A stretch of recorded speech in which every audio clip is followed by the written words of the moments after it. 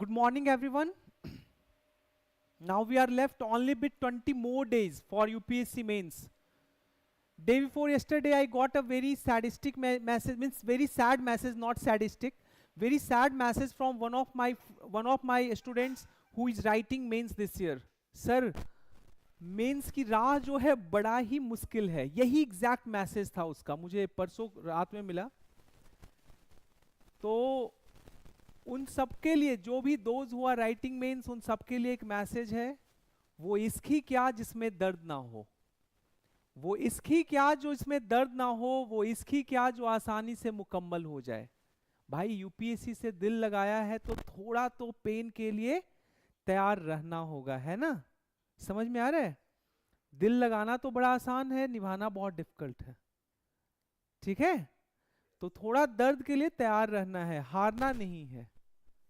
इतना आसान से अगर इश्क मिल जाए, सब कुछ पूरा हो जाए, कितना ज्यादा पापड़ बेलना पड़ता है शादीवादी के लिए. खैर ये it's not an American society.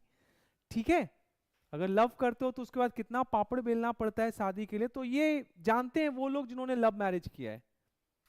ठीक है, सो let's do that. Let's start with this learning poverty. Today I'll finish the whole social justice, and at the same time I'll be starting with internal security, and the next lecture I'll be covering the whole internal security too. Okay, so I'll be covering the internal security too. So let's start with the first topic of this social justice today. There are two important topics from the education sector which are left. In addition to that, there are various important ground-breaking judgment that has been given in the last 1 year. पता नहीं आप लोगों ने कितना follow किया है या नहीं, but there was one news regarding posthumous reproduction, right? So what is posthumous reproduction? पहले वो भी समझेंगे. And what are the rights that have been given to those who have already been deceased? What about the rights of the kid who are born out of that? Think it from the perspective of succession right, thinking from the perspective of inheritance right, and multiple other things. We'll try to understand the ethical dimensions of it also, okay, because that question is not just important from GS2 perspective but also GS4 perspective. ठीक है, so let's start with learning poverty. सबसे पहले learning poverty, how it has been defined. World Bank बहुत ही अच्छे शब्दों में explain करता है, the percentage of people who are, अभी यहां पे ये एज समझिएगा, who are 10 years of old at least, and they who cannot read and understand a simple story. Simply, even if you are reading but you are unable to comprehend it, it means you are suffering from learning poverty. Done. समझ में आया. मतलब 10 साल का बच्चा अगर story नहीं पढ़ पाता है या स्टोरी को नहीं समझ पाता है, तो उसको बेसिकली वो बच्चा जो है, ही और she is suffering from learning poverty. ठीक है, this is the World Bank definition of learning poverty. Now the question comes, why reading has been chosen as a determinant for learning poverty. And there are 3 reasons. पहला reason है कि reading proficiency basically क्या दिखाता है, you can easily go through the text. So that is the one thing. Second is basically जब तुमको reading ही करना नहीं आएगा, so comprehension is a second skill, है ना. तो reading is the first gateway. And third important is basically this is a proxy for foundational learning in other subjects. अब हर का वो नहीं देख रहे हैं मैथ्स में क्या है, बाकी क्या है, लेकिन अगर रीडिंग आएगा, so basically that can be used as a proxy for foundational learning in other subjects. ठीक है, so this is the basically common thing, common idea about the learning poverty. Now data on learning poverty, this is the recent data. World Bank क्या बोलता है कि overall learning poverty has gone up in India. Why? Due to the COVID की वजह से, because those students remained outside of the school for nearly 2 years, and consequently the number of students who are of 10 years old and who cannot read and write, that has gone up from 54% before the COVID to 70% after the pandemic. क्यों ये important है इस बार? क्योंकि ये world bank का report अभी ही जनवरी में आया है. ओके, सो एसीआर का भी सर्वे है, your own survey. What it is saying कि the percentage of class 3 children who can perform at least subtraction at the basic arithmetic level was only 34% in 2024. मतलब क्लास 3 का हर 100 बच्चे में मात्र 34 बच्चा जो है they can solve the basic subtraction. Next is the percentage of class 5 children who can now read a text at class 2 level was only 45% in 2025. Fifth class का बच्चा है बट क्लास 2 का टेक्स्ट वो नहीं कर पा रहा है. So it means there is too much predominance of learning poverty in India. ठीक है. So why learning poverty in India? क्या रीजन है? What are the reason behind it? So there are multiple structural reasons. First is over crowded classrooms. अब RTI का जब तुम लोग को एजुकेशन पढ़ा रहा था तो उस दिन बोला था ना कि आरटीआई का norm is 30:1, but then there is too much inter state variation. On one hand you are having Sikkim, on one hand you are having Ladakh, where the number of teachers is 1:6. For every 6 students you are getting 1 teacher. But there are on the other extreme, there are states like Bihar जहाँ पे हर teacher हर बच्चे पे हर teacher पे 53 students हैं. Are you getting? So there is too much interstate disparity. That's the one thing. Second is quality of education. अभी भी our focus is on creation of more and more clerks. So focus कहाँ पे है? Memorisation पे, rote learning पे, not on creativity. अगर तुम UPSC examination में 150 वर्ड के जगह 85 वर्ड में सारा आंसर लिख देते हो और 20 क्वेश्चन में ये करते हो, बट देन और हो सकता है your answer would be the most appropriate and innovative one, but then also you would not get any award. बल्कि और हो सकता है कि जो टॉपर्स हो उनसे मार्क्स कम मिले. Are you getting? So focus is on rote learning. They are not actually helping the students to have like what you call this innovation thing. ठीक है. Critical analysis. Next is curriculum misalignment.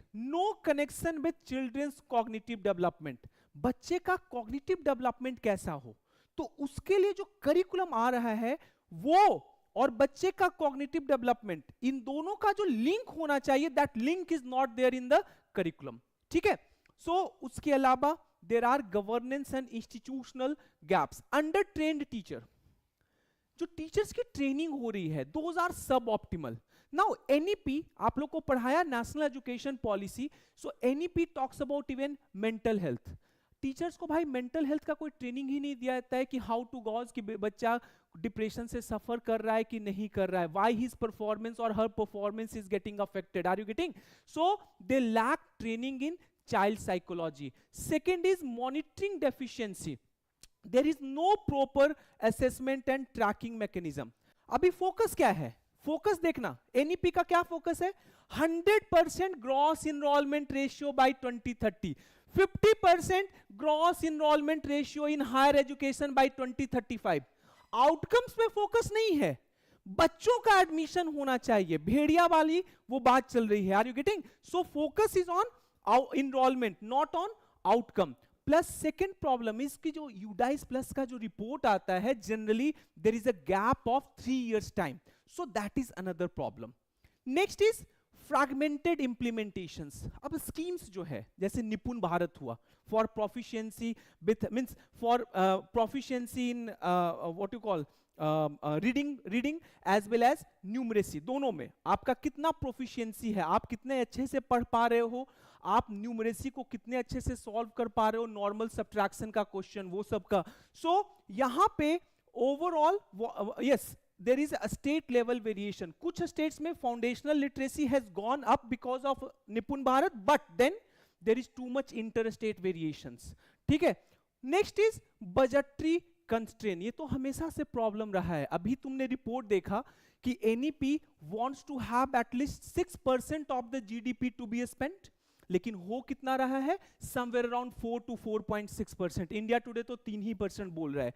Next is top down variation. It does not take into account local needs. अभी देखो बहुत सारे, अब जैसे अमर्त्य सेन जब अपना जस्टिस का कॉन्सेप्ट दे रहे हैं, when Amartya Sen gave the concept of justice, so he used the example from India in order to explain justice in Indian context. How justice in Indian context differs from justice in Western concept, right? तो context, So basically, top-down intervention does not take into account local needs, local context को वो नहीं समझ पाते हैं, and consequently that is one of the reason also child suffers. ठीक है, अगर local needs को समझा जाए तो learning poverty would not be there. Are you getting? So next is digital divide, limited access to devices and internet. अब तुम्हें याद होगा मात्र 12% रूरल एरियाज में you are having digital device which is used for studying reading. ठीक है, so there is too much urban rural gaps, existing social inequality that further get exacerbated because of the digital divide. Next is parental illiteracy. अब समझो, जब parent लोग नहीं पढ़े हुए हैं तो उनको एजुकेशन का महत्व नहीं पता है. सो हो सकता है कि that kid would start working, they may not give that much significance to education. So parental illiteracy is also one of the factor. Nutritional deficiency, poor nutrition, अगर ढंग का खाना नहीं मिल रहा है, so that affect cognitive development, that affect your critical reasoning quality. ठीक है, so attention span, school performance, so these are also one of the reason behind learning poverty. Then COVID-19, क्योंकि ये जो रिपोर्ट आया है वर्ल्ड बैंक का, उसमें actually Covid को बहुत ज्यादा टारगेट किया गया है. Covid is also one of the reason why learning poverty has gone up in this country. So one thing is school closure. Covid की वजह से schools were close nearly for 1.5 year at least, 1.5 साल तो करीब करीब बंद ही रहा है. ठीक है, so this actually disrupted academic continuity and particularly for students without access to digital tools. कुछ बच्चों के पास तो मोबाइल था, गूगल के थ्रू क्लासेस हो रहे थे या से व्हाट्सएप के थ्रू क्लासेस हो रहे थे, बट देन बहुत सारे ऐसे बच्चे थे रूरल एरियाज में तो वहां पे they were not having any classes, घर पे 1.5 साल तक वो वैसे ही बैठे रहे. ठीक है, so that was another problem. Next is learning gap, prolonged absence from classroom, so that basically lead to significant learning losses. ठीक है, next is digital divide, unequal access to devices plus internet connectivity. ना ही उनके पास proper access था device का, ना ही internet connectivity, and this further depend the digital divide. जो पहले से डिजिटल डिवाइड प्रिडोमिनेंट था उसको और डिपेंड हो गया because of this existent digital divide. क्या बात है Amit sir. Next is significance of eliminating learning poverty. What is the significance of eliminating learning poverty? What we would achieve, क्या वहां से अचीव करेंगे? So first important thing, बार बार मैं बोल रहा था when I was taking the class social justice class, तो first lecture से I was talking about human capital formation. If you have good human capital formation, so what would happen? The overall intergenerational impact of poverty, intergenerational impact of inequality, malnutrition, that would also come down. So first reason why we should get rid of learning poverty is because of human capital formation. Second important reason, human capital formation जरूरी क्यों है? अभी India demographic dividend phase से गुजर रहा है, तो in order to take the benefit of that dividend, in order to get the dividend out of this demography, you need what kind of capital? A proper human capital, a healthy human capital, an educated human. Are you getting?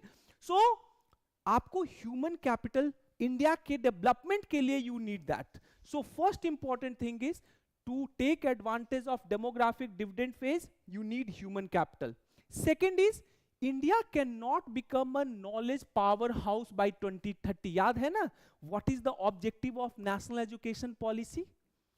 National education policy का क्या objective है? To become a knowledge powerhouse by 2030. ठीक है?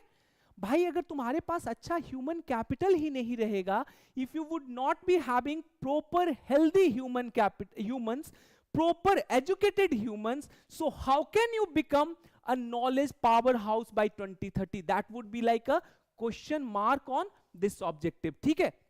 Second is better quality workforce. तुम्हारे सामने example है, एक example है साउथ कोरिया का, एक एग्जाम्पल है चाइना का. तो इन लोगों ने क्या किया था? इन 1970s they focused on foundational learning. इनका 1970s में कोरिया में जबरदस्त फोकस था फाउंडेशनल लर्निंग में, उसका अल्टीमेटली इंपैक्ट क्या पड़ा? Ultimately this leads to better quality of workforce. Overall जो वर्कफोर्स का जो क्वालिटी था that improve, that increase. So better quality workforce के लिए भी we require to eliminate learning poverty. Third is academic significance. अभी खुद समझो, तुम्हारा जो एजुकेशन क्वालिटी है that get undermined as many students advance without real understanding. Second, fifth class का बच्चा है, वो सेकेंड क्लास का बुक नहीं पढ़ सकता है and you are teaching him fifth class text. कोई मतलब, would it make any sense? So basically this is also good for your academics. अगर बच्चा लर्निंग पॉवर्टी से सफर नहीं करेगा सो फिफ्थ क्लास का बच्चा बहुत ज्यादा रिसेप्टिव होगा towards the fifth class syllabus. ठीक है. Next is to achieve SDG 4. SDG 4 क्या बोलता है?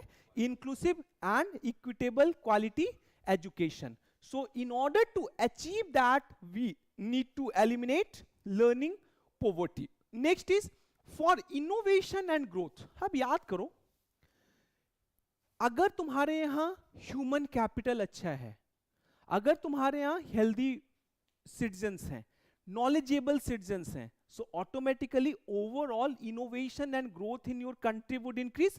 intergenerational impact करके बताया था ना, है ना? so अगर ज्यादा healthy citizens हैं तो diseases कम होंगी, तो obvious सी बात है your expenditure on healthcare would come down. अगर educated citizen हैं so they can also force their means they can also means yes उनके अपने बच्चे को अच्छे schools में पढ़ाएंगे and this whole cycle would repeat. Consequently what would happen? The innovation and growth of the economy would also increase. So another important significance is for innovation and growth. Poverty reduction. Poverty reduction is another important thing. For intergenerational poverty eradication and fostering prosperity. ये जो intergenerational poverty है, एक father गरीब है तो अपने बच्चे के लिए वो अफोर्ड नहीं कर पाएंगे अच्छा स्कूल, उनका बच्चा जो है वो किस तरह का ह्यूमन कैपिटल बनेगा? बहुत अच्छा नहीं बनेगा. सो कॉन्सिक्वेंटली उसका बच्चा कोई पुअर मतलब वैसे स्कूल्स में पढ़ेगा, क्वालिटी स्कूल्स में नहीं पढ़ेगा, सो वो खुद भी इसी तरीके से लो ह्यूमन कैपिटल फॉर्मेशन होगा and this cycle would repeat, right? So another important reason is for poverty reduction also you require to eliminate this poverty, I mean sorry learning poverty. Next is employment creation. खुद समझो, जब skill development होगा, proper तुम्हारे यहाँ human capital formation होगा, so automatically jobs would also go up, है ना? Growth हो रहा है तो job would go up. So for all these reasons you require to eliminate learning poverty. कोई दिक्कत यहां तक क्लियर है? Next is what steps have been taken by the government to eliminate learning poverty. learning poverty को खत्म करने के लिए भारत सरकार ने क्या-क्या स्टेप्स लिए हैं? First important is national education policy. आपको पता है by 2030 we want to become a knowledge power house. ठीक है. Then at the same time it also aims at transformation of Indian education sector. it wants Indian education system to shift away from rote learning and towards experiential learning. है ना? बोला था ना, rote learning से shift होना है critical thinking की तरफ, experiential learning की तरफ. So one of this policy. Second is निपुण भारत. निपुण भारत का aim क्या है? To achieve foundational skills in numeracy, in reading, सब में. ठीक है? So proficiency in reading with understanding and numeracy. So this is another important step. Third is e-पाठशाला. e-पाठशाला क्या है पहले समझो. It's a learning application for class 1 to 12 in multiple languages. अलग अलग languages में class 1 to 12 के लिए it's a learning application. And a school education quality index, ये index किसके द्वारा publish किया जाता है? नीति आयोग. और इसका काम क्या है? It aims to shift the focus to learning outcomes. अभी जैसे देखो, NEP का फोकस कहाँ है? इनरोलमेंट पे, GR. यहां पे फोकस था ग्रॉस इनरोलमेंट रेशियो पे. यहां पे focus has been shifted to outcomes. ठीक है, enrolment is secondary thing for them, output is more important, outcome is more important, ठीक है. Then next is Nishtha. Nishtha is what? It is a program by NCERT which is a capacity development program for both teachers as well as school heads. ठीक है. Next is mid day meal. Mid day meal का क्या M है? अभी कल हिंदू में, क्योंकि 5 साल हो चुका है एनईपी का, तो कल इंडियन एक्सप्रेस में एक बहुत अच्छा आर्टिकल आया था. I will be sharing it with all of you. ठीक है, उसका पीडीएफ बना के मैं ग्रुप में डाल दूंगा, please go through it.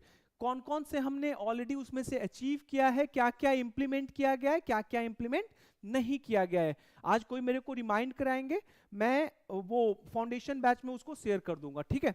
So it's a yes, to provide nutritious meals to children in primary and upper primary schools, to improve enrollment, to improve retention rates, plus to enhance nutrition, है ना. Next is स्वयं. स्वयं जो है, it host more than 1900 complete courses which aimed both at school and higher education. Diksha portal क्या है? It's a e-learning, they provide basically e-learning content for students, teachers and parents also aligned to the curriculum. So these steps already, these are the steps that have been taken by the government of India to eliminate learning poverty. लेकिन मैं बार बार फिर से बोलूंगा same thing. Technology cannot replace teachers. Ultimately, what you need in order to eradicate what you call learning poverty is qualitative teachers. Teachers अगर qualitative रहेंगे तो ये नहीं रहेगा स्वयं और Diksha portal would not make much impact. लेकिन टीचर्स का quality अगर खराब हो जाएगा तो ये रहेगा, then also students can not do. भाई पहले वो सीखेंगे पढ़ना, उसके बाद ना इनका काम होगा. Are you getting? So the most important thing is qualitative teachers. अगर वो रहेंगे तो automatically education system would improve. बिल्कुल, कोई फर्क है ना. बिल्कुल. अभी बिहार का इशू क्या है? बेसिकली बिहार में है क्या, क्योंकि पिछले 25-30 साल से एजुकेशन सिस्टम यहाँ का बर्बाद हो गया है. तो जो टीचर आ रहे हैं उसी स्कूल से, जो बर्बाद हुआ सिस्टम से, तो वो टीचर सब स्टैंडर्ड क्वालिटी के आ रहे हैं. तो जो बच्चों को वो पढ़ा रहे हैं वो सब स्टैंडर्ड बच्चे के पास जा रहा है. अब इसके कारण क्या हुआ है? ओवरऑल क्रिटिकल माइंडसेट अभी मैं पर्सनली फील कर रहा हूं पिछले 20 इयर्स में कि बिहार के बच्चों का बहुत ज्यादा नीचे आ गया है. आज से 20 साल पहले, 25 इयर्स बैक, गवर्नमेंट स्कूल्स के भी जो बच्चे थे वो काफी अच्छा परफॉर्म करते थे. बाकी जो एजुकेशन सिस्टम जब तुम्हारा खराब होगा तो जो टीचर्स अभी आ रहे हैं तो उनका भी लेवल बहुत ही नीचे का है. कॉन्सिक्वेंटली जो बच्चे हैं उनका भी लेवल और नीचे गिरता जा रहा है. समझ में आ रहा है? करिकुलम चेंज से ज्यादा, करिकुलम तो अच्छा हुआ है ना बाबू.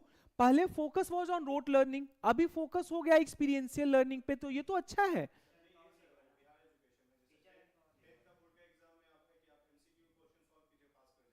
हाँ वो तो ठीक है, लेकिन उससे एमसीक्यू क्वेश्चन पे क्यों हम लोग जा रहे हैं पास कराने? क्योंकि टीचर्स जो हैं वो कैपेबल ही नहीं है उतना कॉम्प्रिहेंशन करवाने में. Are you getting? तुम्हारे पास वो क्वालिटी नहीं है, ह्यूमन कैपिटल नहीं है. तुम्हें क्यों लग रहा है कि बार बार ये बिहार गवर्नमेंट जो है, जब गवर्नमेंट ये जो टीचर्स टीचिंग का जो जॉब्स वैकेंसी आ रही थी, बाहर के स्टेट्स को क्यों अलाउ कर रहे थे? क्योंकि तुम्हारे यहाँ अपना बच्चा ही नहीं है उस लेवल का, है ना. बताओ, 0.5 कट ऑफ था आउट ऑफ 30.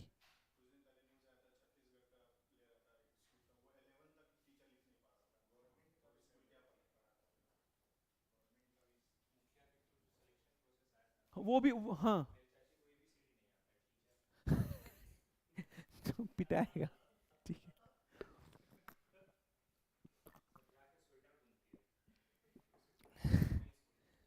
ठीक है. Eliminating learning poverty in India.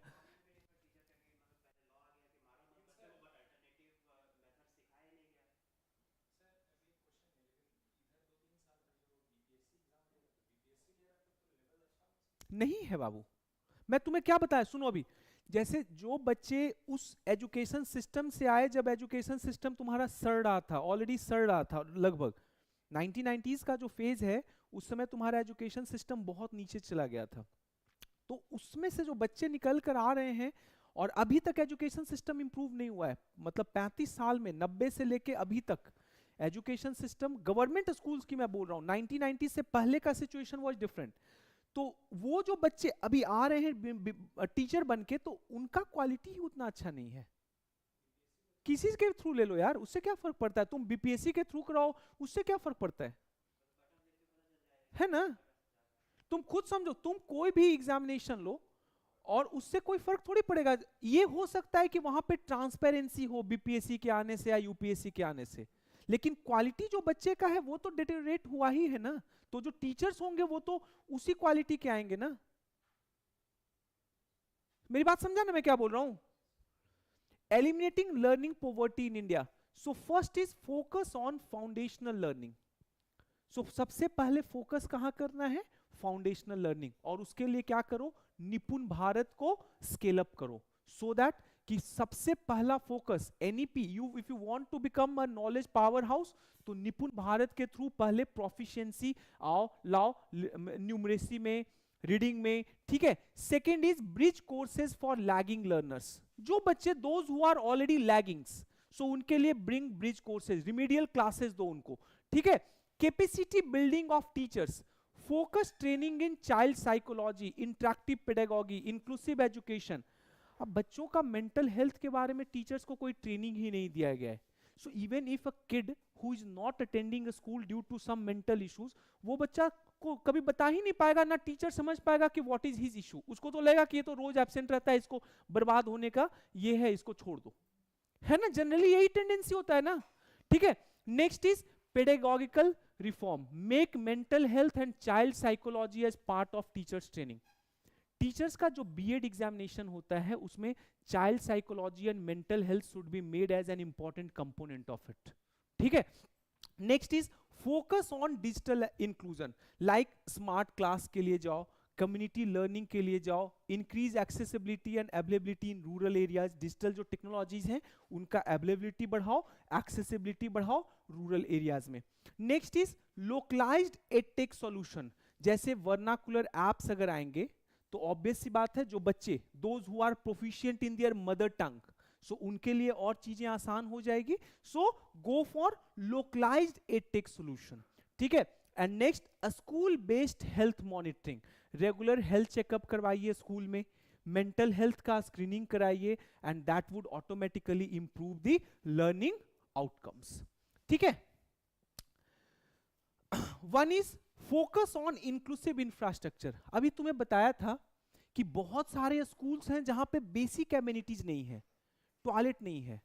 अब कोई अपने गर्ल चाइल्ड को उस स्कूल में भेजेगा, है ना। So focus on inclusive infrastructure, create basic amenities, make it PWD, persons with disability जो हैं उनके लिए एक्सेसिबल इंफ्रास्ट्रक्चर लाइए, age appropriate learning material should be provided, nutritious mid day meal.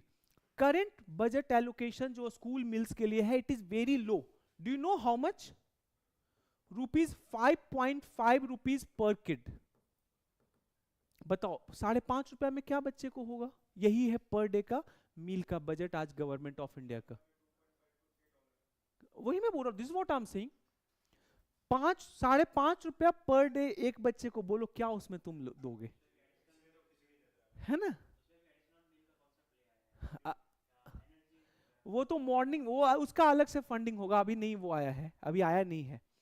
Next is enhance funding for education, that is at least कम से कम 6% तो लाओ, जो तुम्हारा अपना टारगेट है उतना तो कम से कमाओ।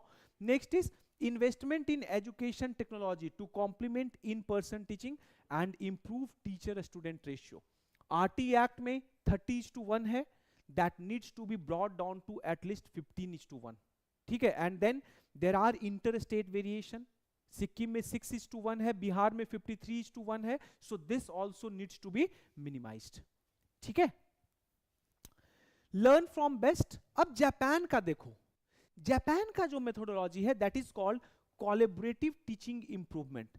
सो वहां का एक मेथड है that is called Pestalozzian theory which emphasize learning through observation and intuition. Book नहीं आपको देंगे, किताब नहीं है, उस मेथड का नाम है पेस्टालोजियन थ्योरी. एक बार पढ़ेंगे इसके बारे में. So basically they would be asking you to observe and then take learning from there. मान लो 30 बच्चे हैं, they have observed a phenomenon, एक वीडियो चलाया गया, they have observed a phenomenon. उसके बाद everyone would come out with their own conclusion. Now teacher would explain कि क्या उनके हिसाब से होना चाहिए था. So this is how children learn. ठीक है. So one is collaborative teaching improvement. Second is Egypt. Egypt में इवैल्यूएशन जो है it is not like the one day task, it's a continuous process. अभी क्या होता है इंडिया में, एग्जामिनेशन हो गया, इवैल्यूएशन डन. वहां पे क्या है, इट्स अ कॉन्टिन्यूअस प्रोग्रेस.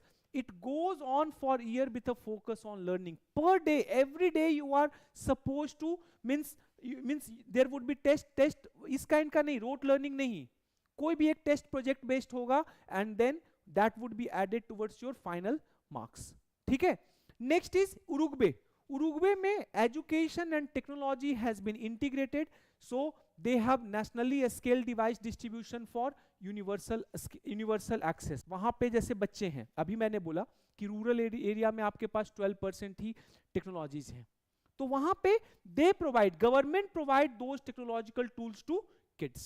ठीक है. लेकिन मुझे सबसे अच्छा जापान का लगा, ये कोलैबोरेटिव टीचिंग इंप्रूवमेंट. ठीक है, कोई दिक्कत.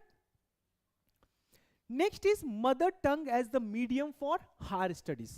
ये भी बहुत इंपॉर्टेंट है. जनरली ये मैं हमेशा बोलता था कि नेल्सन मंडेला बोलते थे कि अगर आप किसी से आप उस लैंग्वेज में बात कर रहे हैं जिसको वो समझता है, let's suppose I am talking to you in English, so that would go to your head. But if I would talk to you in your mother language, so that would go to your heart. ये Nelson Mandela ने बोला था. ठीक है. So NEP also has brought a transformation in the sense NEP has talked about mother tongue as the medium for higher studies. अभी recently जो नाक के चेयरमैन हैं डॉक्टर अनिल सहस्रबुद्धि, उनका स्टेटमेंट आया है कि higher studies in the mother tongue will empower students. इसके अलावा NEP 2020 it provides for higher education institutions and programme in higher education to use the mother tongue और local language as a medium of instruction. ठीक है. Data. अब data में सबसे पहला data है इंडियन स्टैटिस्टिकल इंस्टीट्यूट का. They have observed it and what they have found कि जो बच्चे those who have been taught in their mother tongue, they experience a 12% improvement in reading scores. Overall जो reading scores उनका था that has improved by 12%, those who have been taught in mother tongue. उसके अलावा they have also experienced 20% increase in their maths score compared to those instructed in a second language. Suppose you are a Tamil, तो अगर तमिल में तुम्हें सिखाया गया तो वहां पे what has been observed कि someone who is a Tamil, if he has been taught or she has been taught in English, तो उसके कंपैरिजन में जिसका तमिल था उसमें 12% इंप्रूवमेंट देखा गया. This is one of the research paper by Indian statistical institute. Second is extent of language barrier. This is not that much relevant, ये वाला डेटा उतना रेलेवेंट नहीं है इस क्वेश्चन के लिए. So around 95% of a student who receive primary education in their mother tongue face difficulty during their higher education. Reason क्या है? यहाँ पे आपने 95% स्टूडेंट्स को प्राइमरी एजुकेशन मदर टंग में दिया, हायर एजुकेशन इंग्लिश में दे रहे हो. होना क्या चाहिए? तो दोनों शुरू से ही उसमें दो, और अगर मदर टंग में दे रहे हो तो higher education should also be provided in mother tongue. And next is UNESCO global education monitoring finding. Nearly 40% of world population has difficulty accessing education in a language they completely comprehend. 40% of the world population, क्योंकि जो material है that is not available in their local language. 40% of the world population they are having this issues right now. ठीक है?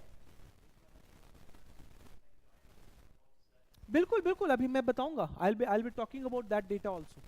So significance of mother tongue as the medium for higher studies. सबसे पहला तो है cognitive advantage. Learning becomes fun, learning becomes easy. जब तुम्हें तुम्हारे language में समझाया जाएगा, so you can easily understand, आसानी से चीजें बैठती है. So first thing is cognitive advantage.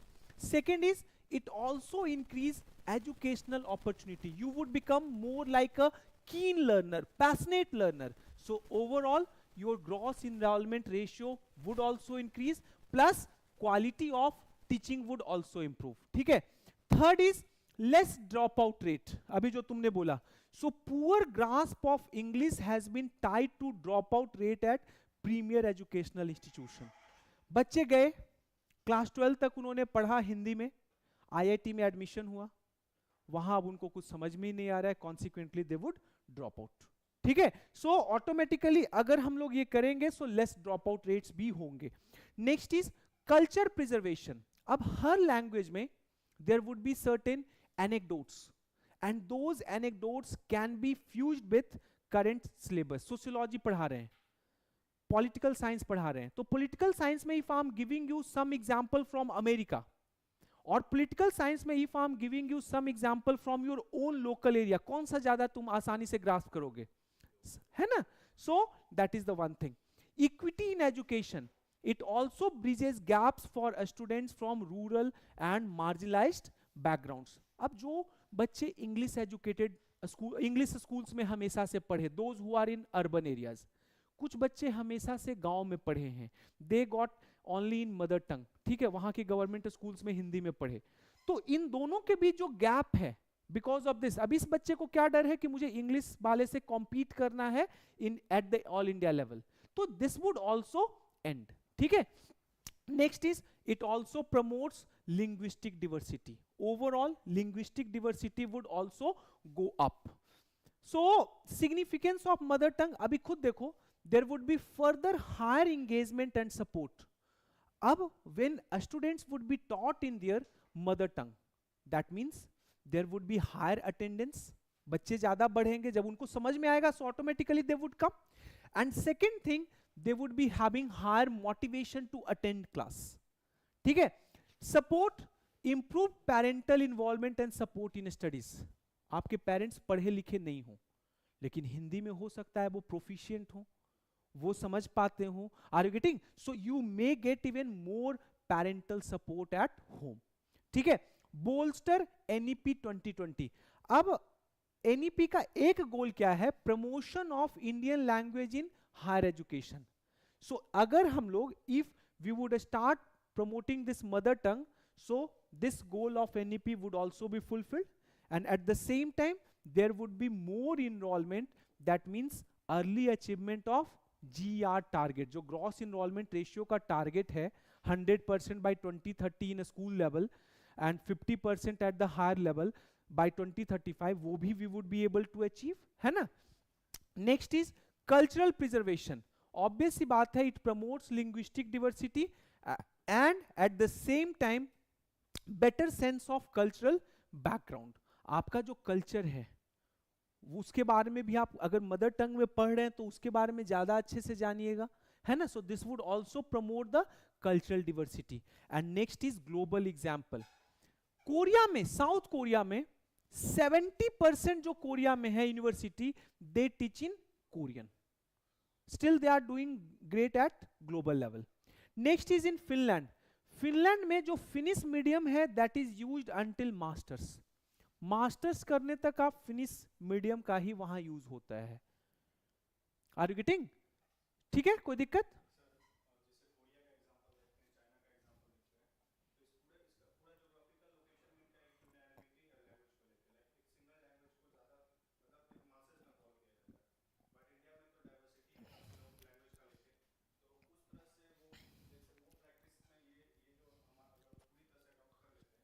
नहीं अडॉप्ट हम लोग कर पाएंगे, ये सक्सेसफुल नहीं हो सकता है इंडिया में. दो कारण है. पहला कारण तो ये है बाबू कि जो अभी तुमने बोला, because of too much plurality. Second problem is तुम्हारे पास ह्यूमन कैपिटल कहाँ है जो कि वो लैंग्वेज में प्रोफिशिएंट है. सबसे पहले इंजीनियरिंग डिग्री तुम्हें चाहिए हिंदी मीडियम में. मान लो हिंदी मीडियम से तेरे को करना है मेडिकल, तो प्रोफेसर भी तो हिंदी डिग्री वाले अच्छे मिलने चाहिए. वो अवेलेबल ही नहीं है. सिर्फ बोलने से थोड़ी होता है, वो अवेलेबल ही नहीं है। तो सबसे पहले ये सब जो है इट वुड टेक जनरेशंस, अगर करना है तो अभी से अगले 50 साल का सोच कर देखो, तब संभव हो सकता है। ये सोचोगे कि 10 साल में India would become global knowledge power house, ये सब करके, ये सब नौटंकी है, नहीं होने वाला, फैक्ट ये है। मेरी बात समझ रहे हो ना? पॉसिबल ही नहीं है। जैसे तुम्हें अगर हिंदी में अच्छा एक्सेल करना है, तुम अगर कंपीट कर रहे हो किसी इंग्लिश वाले स्टूडेंट से, तो उनके पास पढ़ाने के लिए एक से एक कॉम्पिटेंट टीचर हैं, उस लेवल के टीचर्स भी तो तुम्हें चाहिए, वो अवेलेबल ही नहीं है ना भाई? पूरा गूगल ट्रांसलेट किया हुआ रहता है।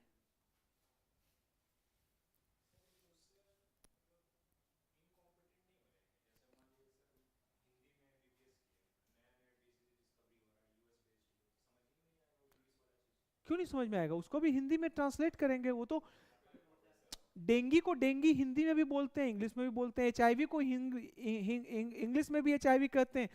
जो प्रोसेस है उसको हिंदी में ट्रांसलेट कर लेंगे। थोड़ा प्रॉब्लम तो होगा, लेकिन अल्टीमेटली देखो, लेकिन इसके लिए टाइम चाहिए। और सबसे पहले इंडिया में ये पॉसिबल उतने अच्छे से नहीं है, because India is not a single culture country और सिंगल लैंग्वेज कंट्री। ठीक है, यहाँ पे मल्टीकल्चरलिज्म है। तुम अगर बोलोगे कि हिंदी लोकल लैंग्वेज में, तो लोकल लैंग्वेज में हर स्टेट्स अपना अपना करेगा। अब जैसे तमिलनाडु में तमिल है local language, done, but Tamil Nadu में भी कुछ ऐसे बच्चे हैं, जैसे टुल्लू एक जगह है, वहां पे टुल्लू नाडु का जो डिमांड है, तो वो बच्चे टुल्लू में डिमांड करेंगे कि मेडिकल एजुकेशन कराओ, नहीं तो दे would be doing in English, है ना? तो बहुत प्रॉब्लम इंडिया में है। ठीक है, इंडिया के लिए तो बोला जाता है ना भाई कि हर 2 कोस में पानी बदले 5 कोस पे वानी, 2 कोस में पानी बदले 5 कोस पे बानी। तो लैंग्वेज डिवर्सिटी इंडिया में काफी ज्यादा है। ठीक है,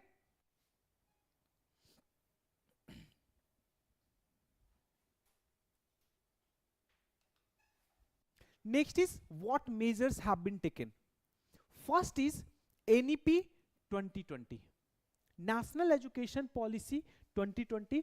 So it advocates promoting regional language at all levels. It promotes regional language at all level, including technical and professional education. Second is AICTE initiative. आपको पता होगा कि कुछ मेडिकल कॉलेजेस जो हैं they have introduced providing medical education. Some of the engineering colleges in Madhya Pradesh, they are providing engineering in Hindi language. So engineering courses being offered in select Indian languages, जैसे हिंदी में, तमिल में, तेलुगु में, मराठी में, these are being done. एक और इसके साथ problem है। प्रॉब्लम ये है कि even if you want to take the advantage of some global level, या you want to get a global level exposure, नहीं मिल पाएगा। ठीक है, आपको इंडिया तक ही कन्फाइन रहना होगा, वो भी कहां? If you are learning only in Tamil, तो सिर्फ तमिलनाडु तक। ठीक है, वो भी एक प्रॉब्लम है। कोरियन कर रहा है, क्योंकि कोरियन दोनों चीज में एक्सेल कर रहे हैं। ठीक है, और उनका जो पूरा का पूरा, जो तुम नए नए टेक्नोलॉजी देख रहे हो, तो कुछ प्लेटफॉर्म तो उनका अपना बनाया हुआ है, तुम्हारे पास इनोवेशन के नाम पे कुछ है ही नहीं। अभी करेंगे हम लोग क्या? हम लोग एआई के थ्रू ट्रांसलेट कर करके पढ़ेंगे। ठीक है, तो वो सब प्रॉब्लम है। नेक्स्ट इज स्वयं, an open online courses platform of the central government offering some popular courses in Indian languages to Swayam portal पे अवेलेबल है। Reform JEE and NEET examination में हुआ है। Now JEE and NEET examinations are conducted in 13 Indian languages. पहले single English में होता था, अभी वो 13 इंडियन लैंग्वेजेस में it has been done. What should be done?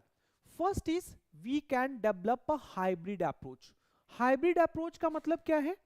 You can mix the regional terms with technical terms. अब जैसे तुमने बोला कि सर वो कैसे होगा, अमेरिका में कुछ इन्वेंशन हुआ है और इंडिया में कैसे पढ़ा जाएगा, तो टेक्निकल टर्म्स जो अमेरिका का है वो, और यहाँ का रीजनल लैंग्वेजेस, वो दोनों को मिक्स करके आप कर सकते हो। Go for hybrid approach, so this can bridge local and global knowledge.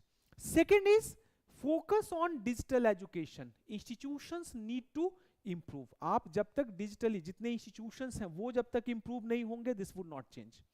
Next is filled specific targets. अभी जैसे देखो, higher judiciary in India, higher judiciary, high court, supreme court, you can not use any other language other than English. English जो है वही वहां का, वहां जो बहस होता है, जजमेंट जो आता है, वो that would be provided only in English. So what can be done? Centre can ask the judiciary to allow the use of Indian language in court proceedings. And next is glossary development. You should do glossary development across STEM, across social sciences. अपने अपने language में आगे proper glossary लाओ. ठीक है, glossary लाओ मतलब अपना डिक्शनरी लाओ, STEM में, सोशल साइंसेज में. सो this would make things easier for kids. ठीक है. अब this is very much important इस बार के लिए, legalisation of same sex marriage. Supriyo case है, तो पहले समझेंगे व्हाट आर द इश्यूज, और अभी सोशल जस्टिस का दो, इसके बाद दो और टॉपिक्स हैं, और उसके बाद सोशल जस्टिस अपना खत्म हो जाएगा. ठीक है. So let's understand what is the legalisation of same sex marriage. क्या हुआ क्या है? सुप्रियो केस में सुप्रीम कोर्ट ने क्या बोला कि we would not legalise same sex marriage. Rather, they have passed the buck to the parliament saying that this is a policy domain and it must be done by the parliament. Supreme Court has nothing to do with it. Understood? ऐसे Supreme Court का भी domain है. If those people are treated as a secondary citizen inside their own country, तो Supreme Court का भी domain है. ये बोलना गलत होगा. ठीक है. But then they have decided, in the name of policy, they have decided to shift the buck to the parliament, pass the buck to the parliament. So what is same sex marriage? So it refers to a legal union between two individuals of the same gender. So recognition of this would mean same legal and social recognition to same sex couple that are traditionally associated with heterosexual. अभी India में heterosexual marriages are legally recognized. ठीक है, homosexuality is not legally recognised. सो अगर ये recognised हो जाएगा, so the same sex marriage couple they can also get all the advantages like heterosexual marriages. ठीक है, हेटेरोसेक्सुअल कपल्स. सो पहले सुप्रीम कोर्ट का वर्डिक्ट देखते हैं, क्या इशू था.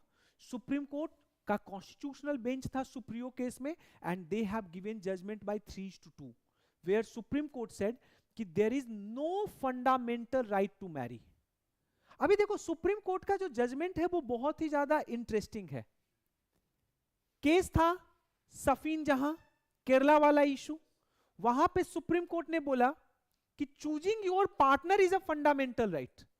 किससे तुमको शादी करना है, that is a fundamental right protected under article 21. But यहां पे सुप्रीम कोर्ट बोल रहा है कि there is no fundamental right to marry under the Indian constitution. जब सुप्रीम कोर्ट वहां पे उसको रिकॉग्नाइज कर सकता है as part of fundamental right, तो यहां पे भी किया जा सकता था. बट सुप्रीम कोर्ट डिसाइडेड कि why I should attract the wrath of the people. चलो पूरा बक जो है वो गवर्नमेंट पे शिफ्ट कर देते हैं. ठीक है. सो सुप्रीम कोर्ट को एक्चुअली रिलीफ देना चाहिए था इनको. सो क्या बोल रहे हैं, the majority opinion emphasized that parliament not the judiciary must decide on marriage law. However, the then CGI, उस समय जो CGI थे, D.Y. चंद्रचूड़ साहब and Justice Call, they supported civil unions. What is civil unions? Civil unions are like, they are not basically legalizing the same sex marriage, but they would get all the advantage like a married couple. Legal rights उनको मिल जाएगा. ठीक है. So both of these judges supported civil unions which would grant limited legal recognition to same sex couple, but this did not become binding law. CGI उस समय ने क्या बोला कि we cannot strike down the provisions of a special marriage act. A special marriage act में सिर्फ heterosexual marriages को recognise किया गया है. शादी जो है लड़का और लड़की में होगा, लड़का लड़का लड़की लड़की में नहीं होगा. ठीक है. सो सुप्रीम कोर्ट सेड कि we can neither strike down nor read words into the special marriage act. ठीक है. सो ये सुप्रीम कोर्ट का वर्डिक्ट था. Let us understand, let us try to understand how this issue has emerged through the case laws. NALSA case, NALSA case से भी एक पहले case था नाज फाउंडेशन. ठीक है.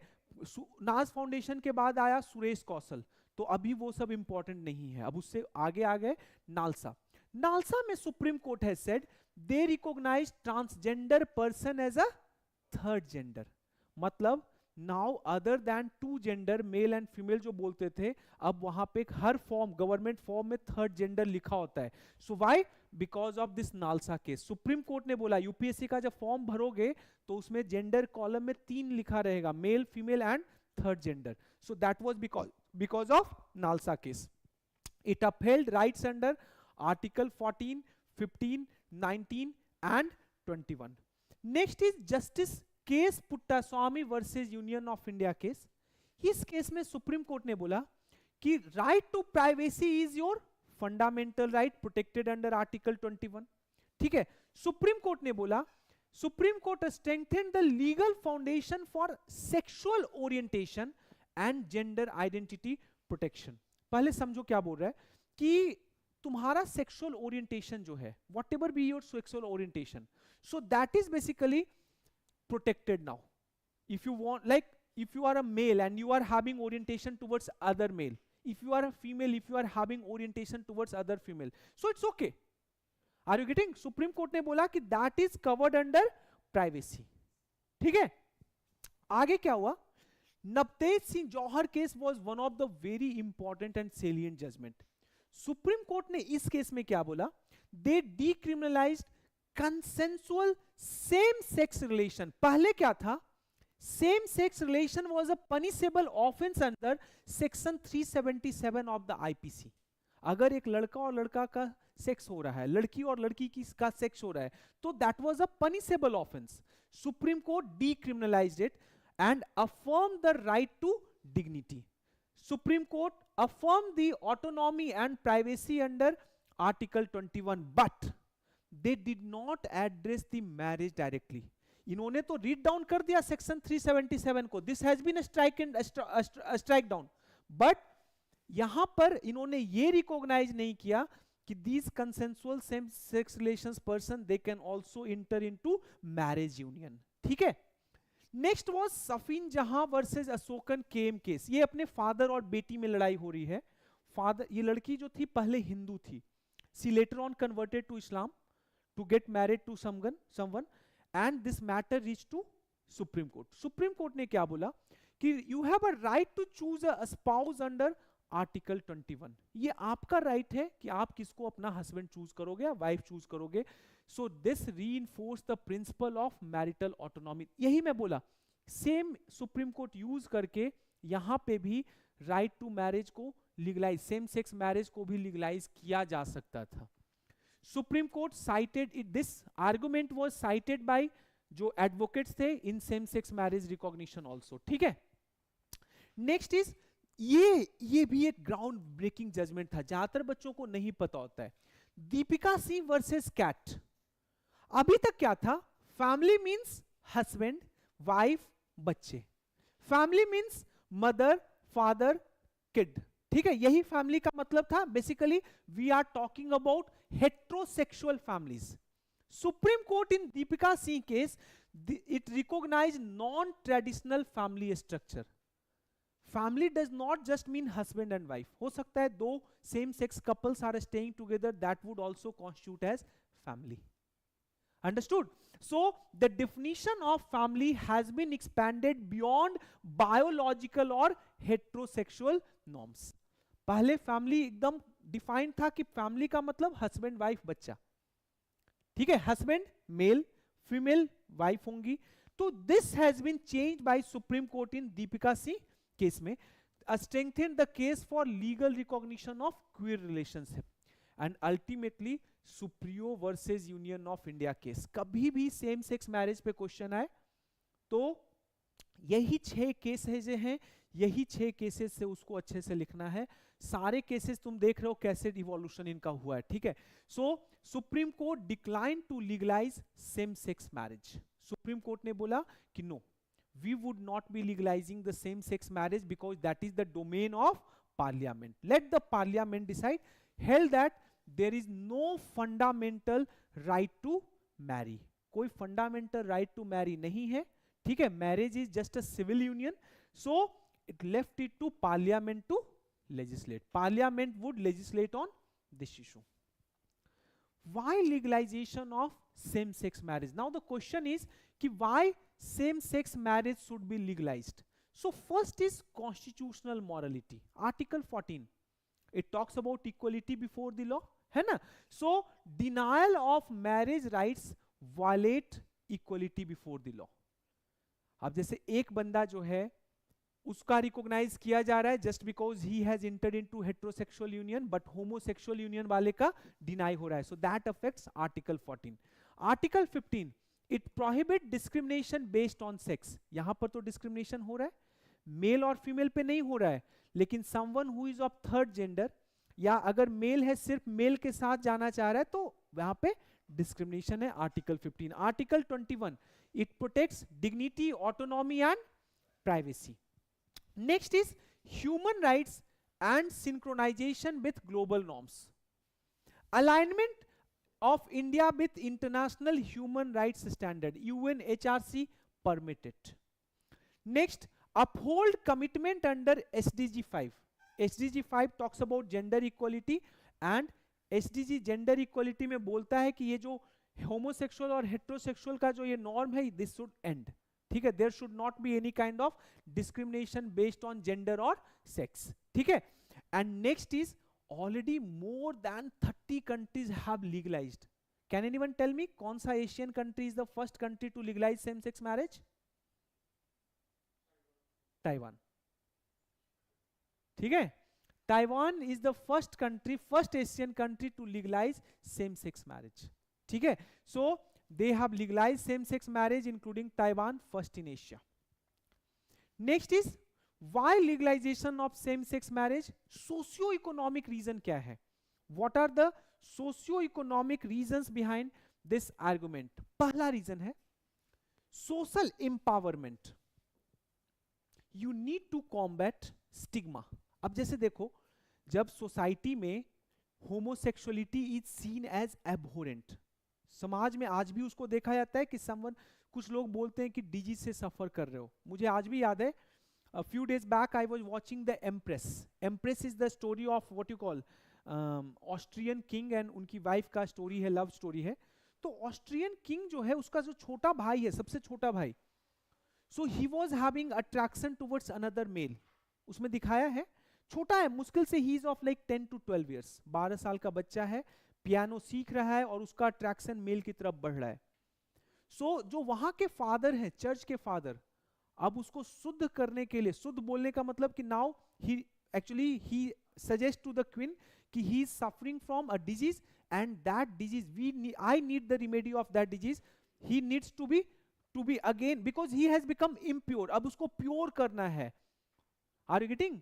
And he was asked to quote multiple Bibles quotes. बहुत सारे पनिशमेंट उसको दिए जाते थे so that he can means keep himself, means so that he can leave those habits. ठीक है. तो अभी क्या है, देयर इज स्टिग्मा एसोसिएटेड. उस समय स्टिग्मा एसोसिएटेड था.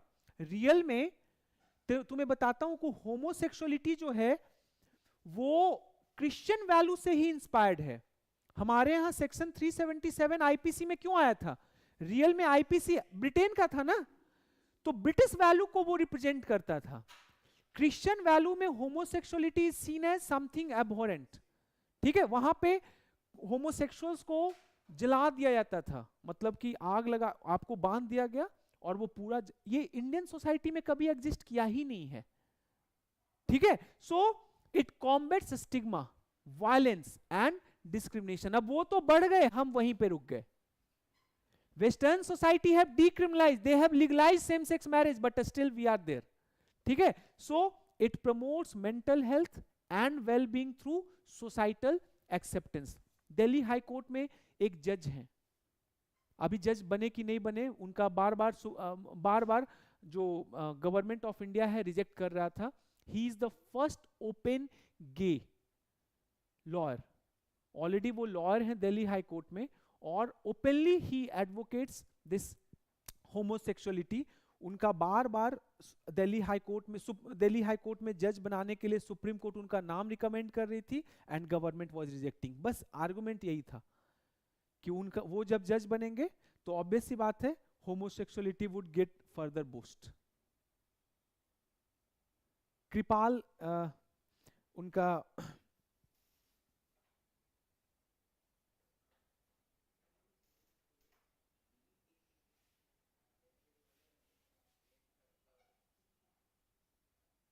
Saurabh Kirpal, Saurabh Kirpal, he has been recommended for being the judgeship of this country, ठीक है, लेकिन बार बार every time government has rejected. पिछले 5-6 साल में सबसे ज्यादा बार उन्हीं का नाम रिजेक्ट हुआ है, 3 से 4 बार उनका नाम गया है कि he should be appointed as जज of the Delhi high court, ठीक है। Next is assimilation of same sex couples into society, that is also very much difficult.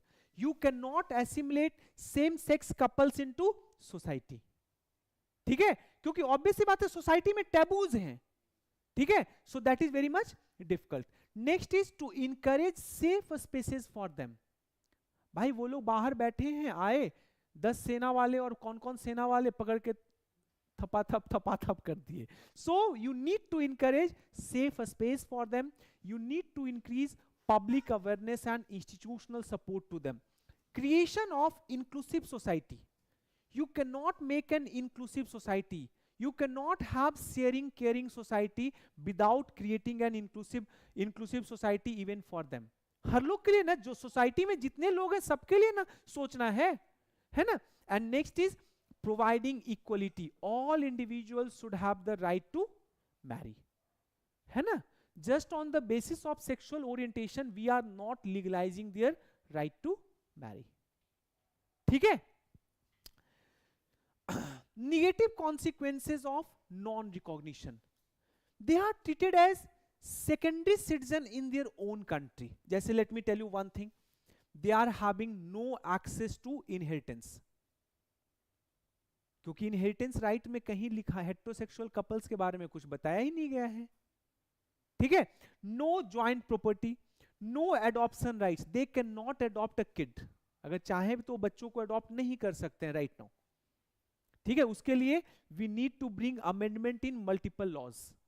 Same is they remain legally invisible, they remain legally invisible, no social security and no legal protection. Next, creates a second class citizenship for queer, जो queer group है, पूरा LGBTQIQ community को ही क्वेर बोलते हैं, तो उनके लिए एक separate class, they are treated as a second class citizens in their own country, ठीक है। Sending global message, if we would legalise the same sex marriage, so we would send a strong message to the world community also that India is willing to uphold such rights. Are you getting? आप liberal बोलकर liberalism दिखना भी तो चाहिए कि आप liberal हो, you are recognising rights, ठीक है। So a strong message to the world that India is dedicated to safeguarding the rights of all its citizens. Next is what are the arguments. अब सबसे बड़ा जो आर्गुमेंट है वो means जो arguments है against the legalisation of same sex marriage, उसमें पहला आर्गुमेंट है कि it goes against religion, it goes against our cultural ethos, ठीक है। so first is many community जो हैं they view marriage as a sacred union between a man and women. are you getting? उनके लिए marriage जो है वो एक sacred union है between man and women. so how it can be transgressed, इसका transgression होगा, so that is why many communities oppose it. second is would disrupt traditional family structure, जो ट्रेडिशनल फैमिली स्ट्रक्चर है, husband होंगे, wife होंगे, family का मतलब generally दिमाग में क्या आता है, हस्बैंड वाइफ, है ना, बच्चे होंगे, so that would also get disrupted. Next is procreation. एक और कारण है, marriage is often seen as a tool for procreation. Real में उसका पर्पस क्या है, बच्चे पैदा करना, पॉपुलेशन को बढ़ाना. सेम सेक्स कपल कभी बच्चे खुद से पैदा कर सकते हैं, नो ना, so that purpose would not gate fulfilled. Same sex couple अगर करेंगे मान लो, तो ऑब्वियस सी बात है कोई थर्ड के थ्रू ही ना, they cannot do it by themselves, so that is another problem. The primary purpose of marriage is procreation. Next is it also concerns about adoption by queer couple, potential stigma and psychological impact on children. खुद सोचो, क्वेर जो हैं या LGBTQIQ जो हैं, अब society is not ready to accept them. Let us suppose they have adopted a kid.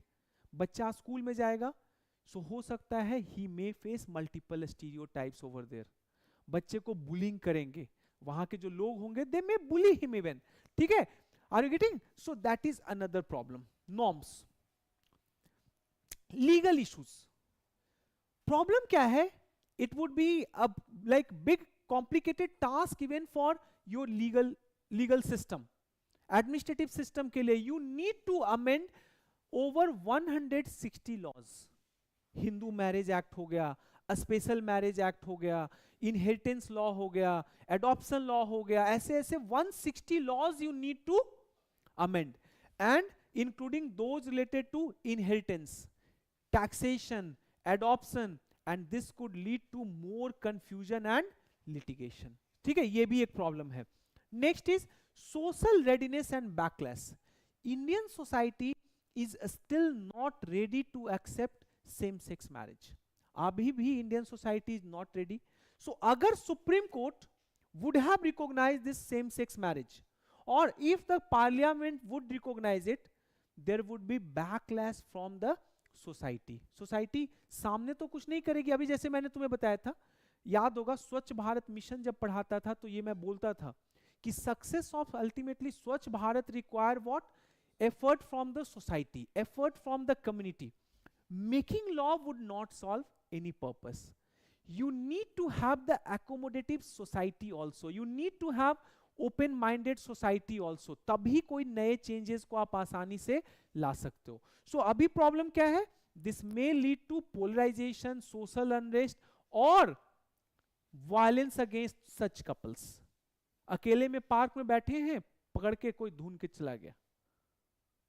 मेरी बात समझ रहे हो ना? So what should be done? First important thing अभी जो शुरू में किया जा सकता है, you need to amend a special marriage act 1954 to include digital neutral gender neutral language.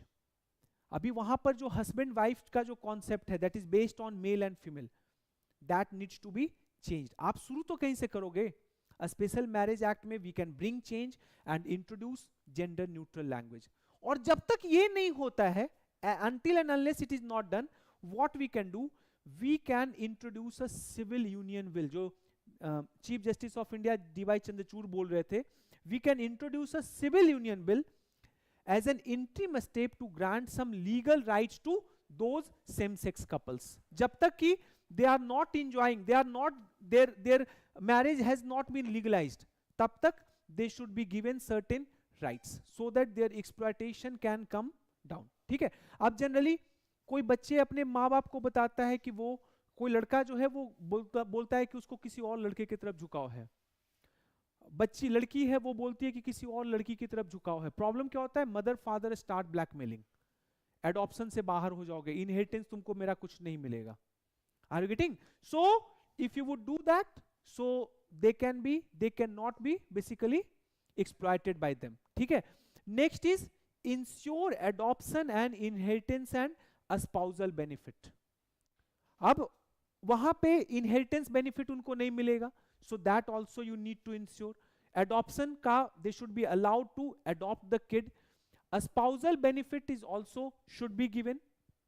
Next is take the help of civil society and promote public awareness. Civil society network that can be used to build pressure on law makers.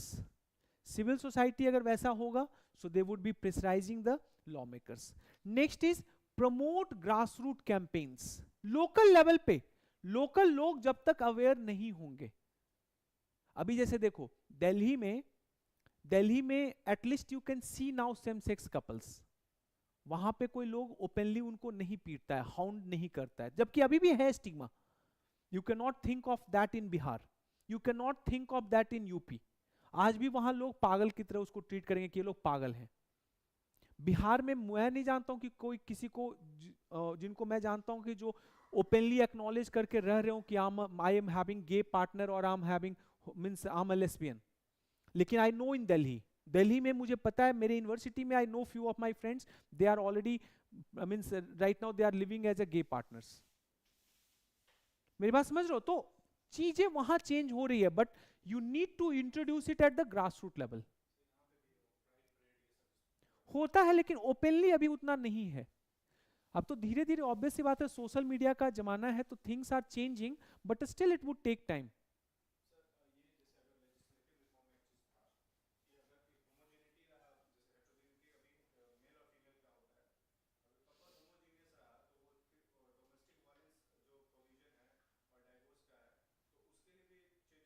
बिल्कुल करेंगे, obvious सी बात है। सबसे पहले तो domestic violence जो है ना, उसके लिए तो ऑलरेडी बहुत सारा आर्गुमेंट ये आ रहा है कि it should be made now gender neutral. तो जेंडर न्यूट्रल अगर सारे लॉ आप बनाओगे तो वो कोई इशू ही नहीं है। प्रॉब्लम अभी क्या है कि जेंडर लॉ जो है वो those are not gender neutral, है ना। तो ये प्रॉब्लम है। वो तो ऐसे भी तुमको आज, तुम इसको रिकॉग्नाइज करो या ना करो, आज से 10 साल 15 साल के बाद you need to make all the laws gender neutral, ठीक है, वो तो आना ही आना है। Next, learn from best practices. अब ताइवान में they recognised same sex marriage through legislative amendment in 2019। वहां का parliament was proactively, they took the action, they proactively took the action, वहां पर उन्होंने लीगलाइज किया। Why are you laughing? Okay, here,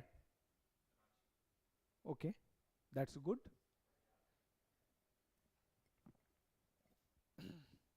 So she is openly doing that.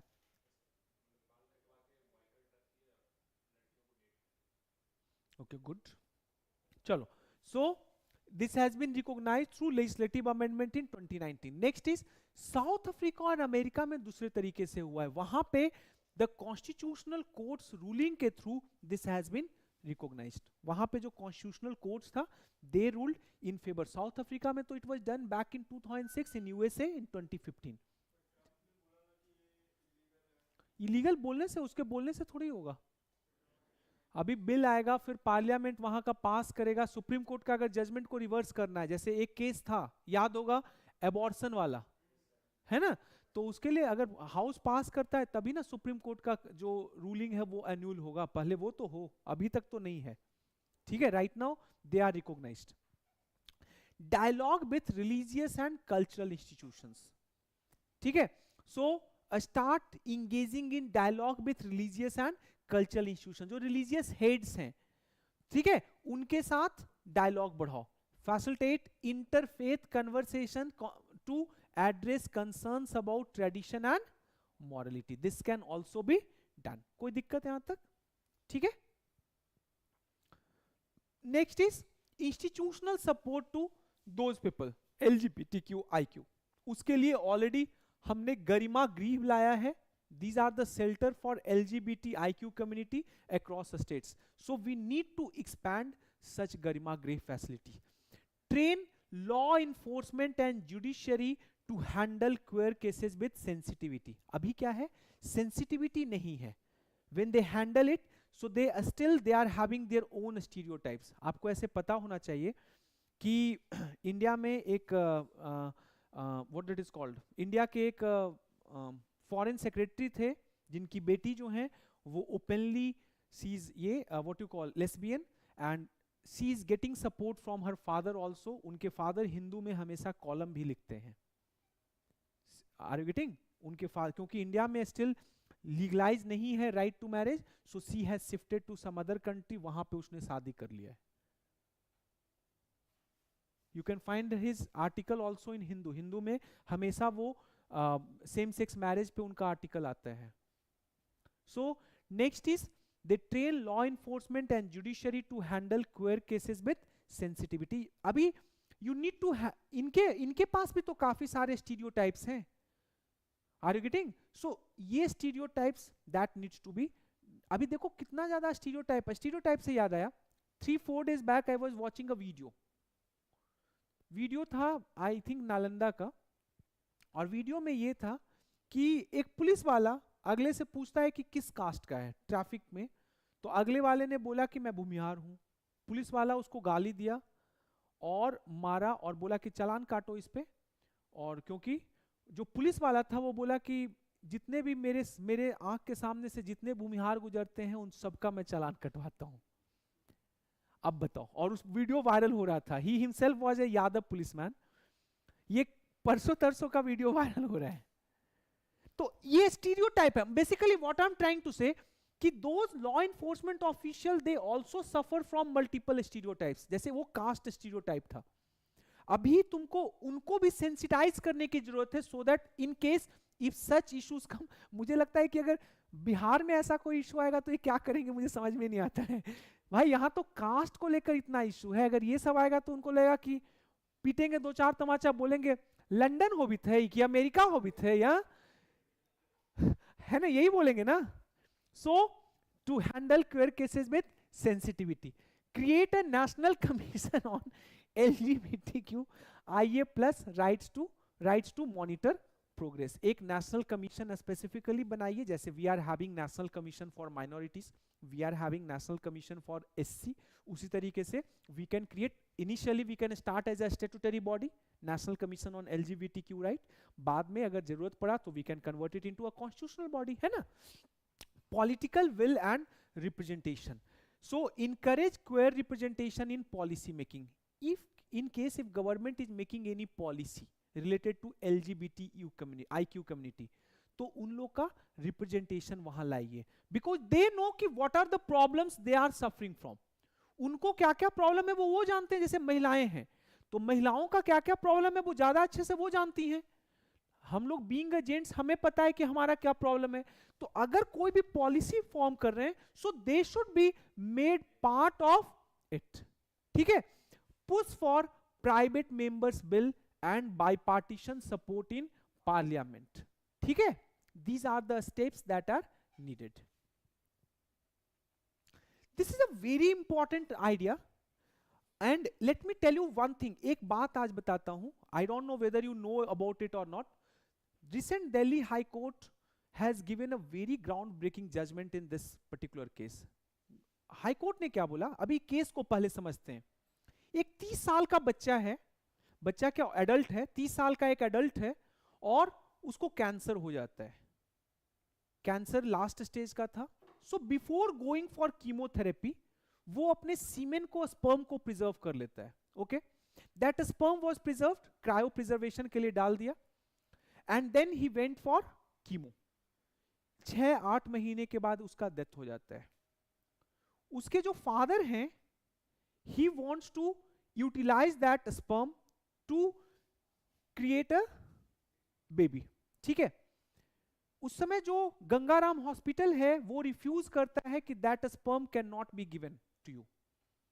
So he went to Delhi High Court and Delhi High Court accepted his argument saying that कि sperm is also a inheritable property under Hindu Succession Act. Hindu जो succession act है उसके तरह, जैसे तुम्हारे पास property जैसे तुम inherit करते हो तो उसी तरीके से है. सो इफ अब बच्चा वो नहीं है तो उनके फादर जो हैं they deserve to get that sperm और उसका यूज कर सकते हैं for reproduction also. So this is another evolution of a new right. ठीक है. पहले समझेंगे क्या है. सो पोस्ट्यूमस रिप्रोडक्शन, H जो है remain silent. Posthumous reproduction, it refers to the conception of the child using the gametes, sperm or eggs of a person who has died. अब वो चला गया, ठीक है, तो उसके वो चाहता होगा the deceased, I'm talking about the one who has left the world, वो चाहता होगा कि उसका बच्चा रहे. that is why actually it is showing his intention, why he is preserving his semen. उसका इंटेंशन दिखा रहा था ना.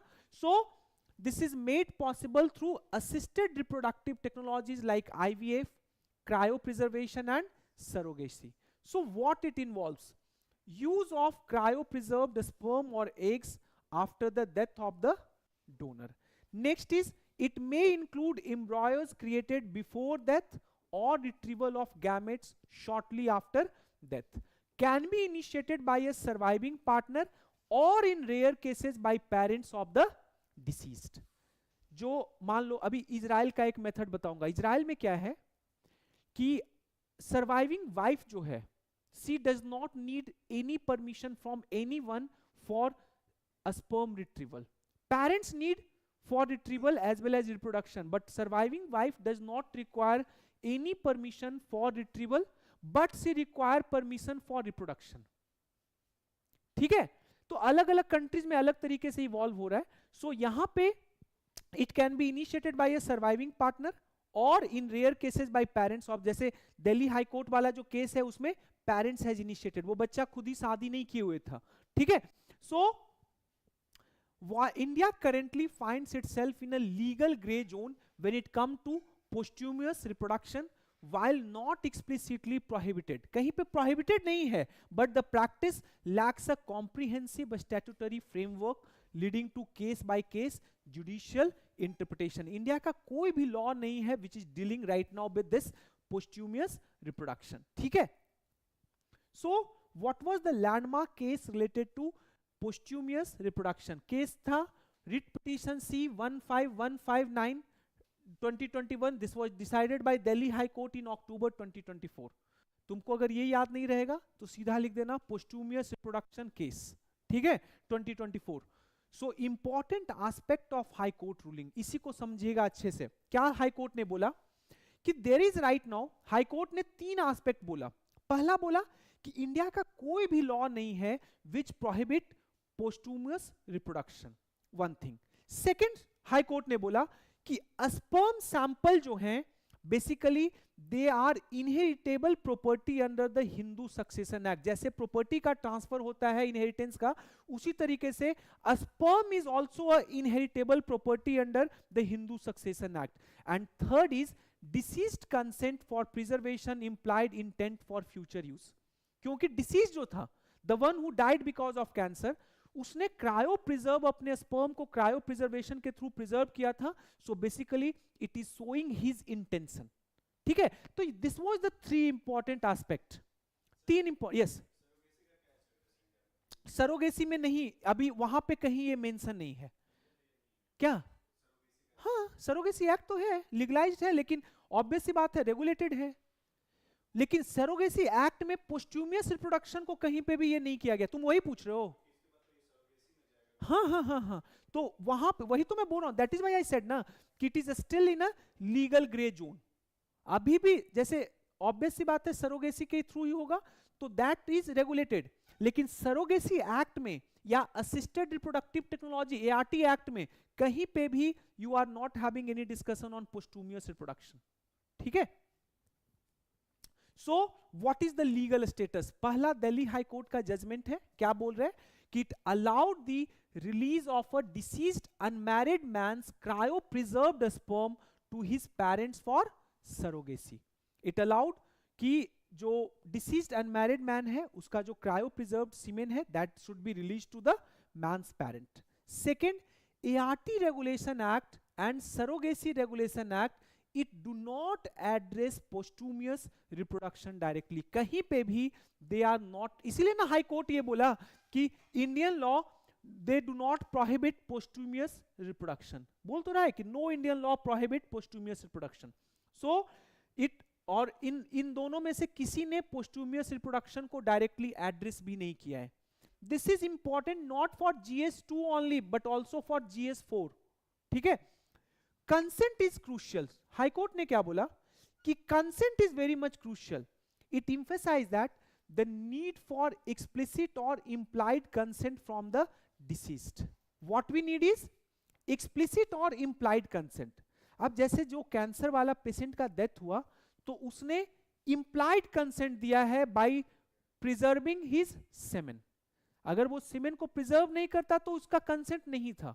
लेकिन जैसे ही he decided to preserve it, it means he has given implied consent. And next is inheritance and parental right. Delhi high court ने बोला कि क्योंकि वो बच्चे का शादी नहीं हुआ था तो automatically parents are class 1 heir. उस जो बच्चे का जो भी प्रॉपर्टी होगा उस पे क्लास 1 सबसे पहला हक किसका होगा? पेरेंट्स का. And since parents have actually appealed it, so granting them rights to genetic material also. उसका कोई भी बॉडी का जो अंग है या बॉडी का जो उसका प्रॉपर्टी है all would be given to their class 1 heir and parents were given the class 1 heir status. ठीक है? What are the legal issues? अब यहां पे लीगल इश्यूज क्या क्या इन्वॉल्व है? First legal issue is consent and autonomy. Consent and autonomy में खुद देखो, Indian courts rely on explicit और इंप्लाइड कंसेंट फ्रॉम डिसीज्ड. अगर वो अपने स्पर्म को प्रिजर्व नहीं करता तो शायद Delhi high court might not have agreed, क्योंकि वहां पे ना एक्सप्लिसिट कंसेंट है ना इंप्लाइड कंसेंट है. ठीक है? So first thing is Indian court right now they are relying on इधर एक्सप्लिसिट कंसेंट, आपने रिटन में कहीं लिख कर दिया है कि मेरा स्पर्म को प्रिजर्व किया जाए, या implied consent. ART Act 2021 don't address it, कहीं पे भी it has not been addressed. Second is inheritance and succession may face uncertain legal status under posthumous law. अभी हमें पता नहीं है कि जो चाइल्ड जो है, the one who would be born means born through posthumous reproduction, what kind of inheritance rights they would get or not, कैसे मिलेगा नहीं मिलेगा. Again they would have to depend on high court और supreme court. जैसे यहाँ पे class 1 air वहां पे डिक्लेयर किया गया पेरेंट्स को, so in the same way high court और supreme court may made exception for them. तो जरूरी ये है कि we can bring a proper law on this issue. यहां पर भी क्योंकि अभी लीगल ग्रे एरिया में है, सो यहां पे we need to bring a law, क्योंकि जो बच्चा पैदा होगा उसका राइट्स का क्या होगा. अभी जो है सक्सेशन राइट्स, इनहेरिटेंस राइट्स, तो वो सारे राइट्स जो बच्चे पैदा हो रहे हैं उनको मिलेगा. अब ये लोग को कैसे मिलेगा, फैमिली लोग क्लेम करेगी. तो उस केस में होना क्या होगा, अल्टीमेटली सुप्रीम कोर्ट और high court would grant them those rights. तो उससे अच्छा है कि एक प्रॉपर लॉ लेते आओ, है ना. Next is parental rights and guardianship. Who holds legal parenthood. वैसे बच्चे का लीगल पेरेंटहुड किसके पास रहेगा. No clarity on custody, no clarity on birth registration and citizenship. Next is ownership of genetic material. Can parents और heirs claim custodial rights. जो बोला अभी हाई कोर्ट ने बोला ना कि parents can claim custodial rights. High court ने बोला ना कि sperm is also N inheritable property under Hindu succession act. ठीक है. एथिकल इश्यूज क्या क्या है. पहला एथिकल इशू है that is respect for the deceased. खुद सोचो, is it ethical to create life from someone who can not consent posthumously. अभी तो इंप्लाइड कंसेंट था, बट ऐसे खुद से सोचो, मान लो कि parents they have gone to supreme court और हाई कोर्ट सेइंग कि my kid is about to die, he is in say coma and I want to extract his sperm because मैं चाहता हूं कि मेरा जनरेशन चलता रहे. उस केस में क्या होगा. Are you getting. Because there is neither implied consent nor explicit consent. ठीक है. So is it ethical to create life from someone who cannot consent posthumously? Next is child's welfare. What about the psychological impact on the kid? जब बच्चा grow करेगा तो लोग उसको क्या बोलेंगे. Are you getting? So psychological impact on the children born without one biological parents. Parents का death हो चुका है, बच्चा आया है. अब mother father they plays a very important role. This is also called by the name planned orphanhood. पता है बच्चे को ला रहे हैं, पता है कि उस बिना माँ बाप का है वो. मेरी बात समझ रहे हो. So this is another ethical dilemma. बच्चा has not given consent to live like a orphan, but still he is living. Are you getting? Next is commodification of life. ये बच्चे के लिए बहुत इंपॉर्टेंट है planned orphanhood वाला. Commodification of life. Risk of treating gametes as property और legacy tools. ठीक है. तो अब लाइफ बिकम कॉमोडिफाइड. ठीक है. जो गैमेट है वो भी तुम्हारा प्रॉपर्टी बन रहा है. Next is cultural and religious sensitivity may clash with traditional norms and religious value. Traditional norms के हिसाब से तो भाई शुरू में तो ट्रेडिशनल नॉर्म्स जो है एआरटी को भी विरोध कर रहा था. So right now they would also oppose it. So these are the ethical issues that is right now being right now being what you call felt in this posthumous reproduction. Now next is what are the way forward, what we should be doing, करना क्या चाहिए, how to deal with this issue. So first important thing is we need to amend ART and Surrogacy Act. ART acts को जरूरत है कि हम लोग change करें, उसमें अमेंड करें, सरोगेसी एक्ट्स को अमेंड करें so that we can incorporate posthumous scenario. In case if someone has decided to go for posthumous reproduction because he और she would not be more, तो उस केस में वहां पे जो भी गवर्नमेंट को करना है they must make an amendment, ताकि बार बार ये मैटर हाई कोर्ट और सुप्रीम कोर्ट ना जाए. ठीक है. So to remove legal uncertainty. Second, define legal status for such children. What would be their legal status once they are born? तो उनको would they get all the successions and inheritance rights like other kids or not. ठीक है. Next is establish ethical guidelines for clinics and families, and ultimately promote public discourse to balance various competing values. ये जो religious values हैं, those who are opposing, तो उसके लिए public discourse create करो समाज में, awareness law, so that this could be sorted out. अब global example है UK में it has been permitted, but वहां पे written consent is mandatory, implied consent नहीं चाहिए. आपको written देना होगा कि you are basically you want to have posthumous reproduction if you die. ठीक है. Next, USA में this varies by state. It often require documentation. Her state का अपना अपना वहां लॉ है. कुछ states they permit posthumous reproduction, and ultimately Israel है, in Israel it is permitted. वहां पे it's very liberal parental rights.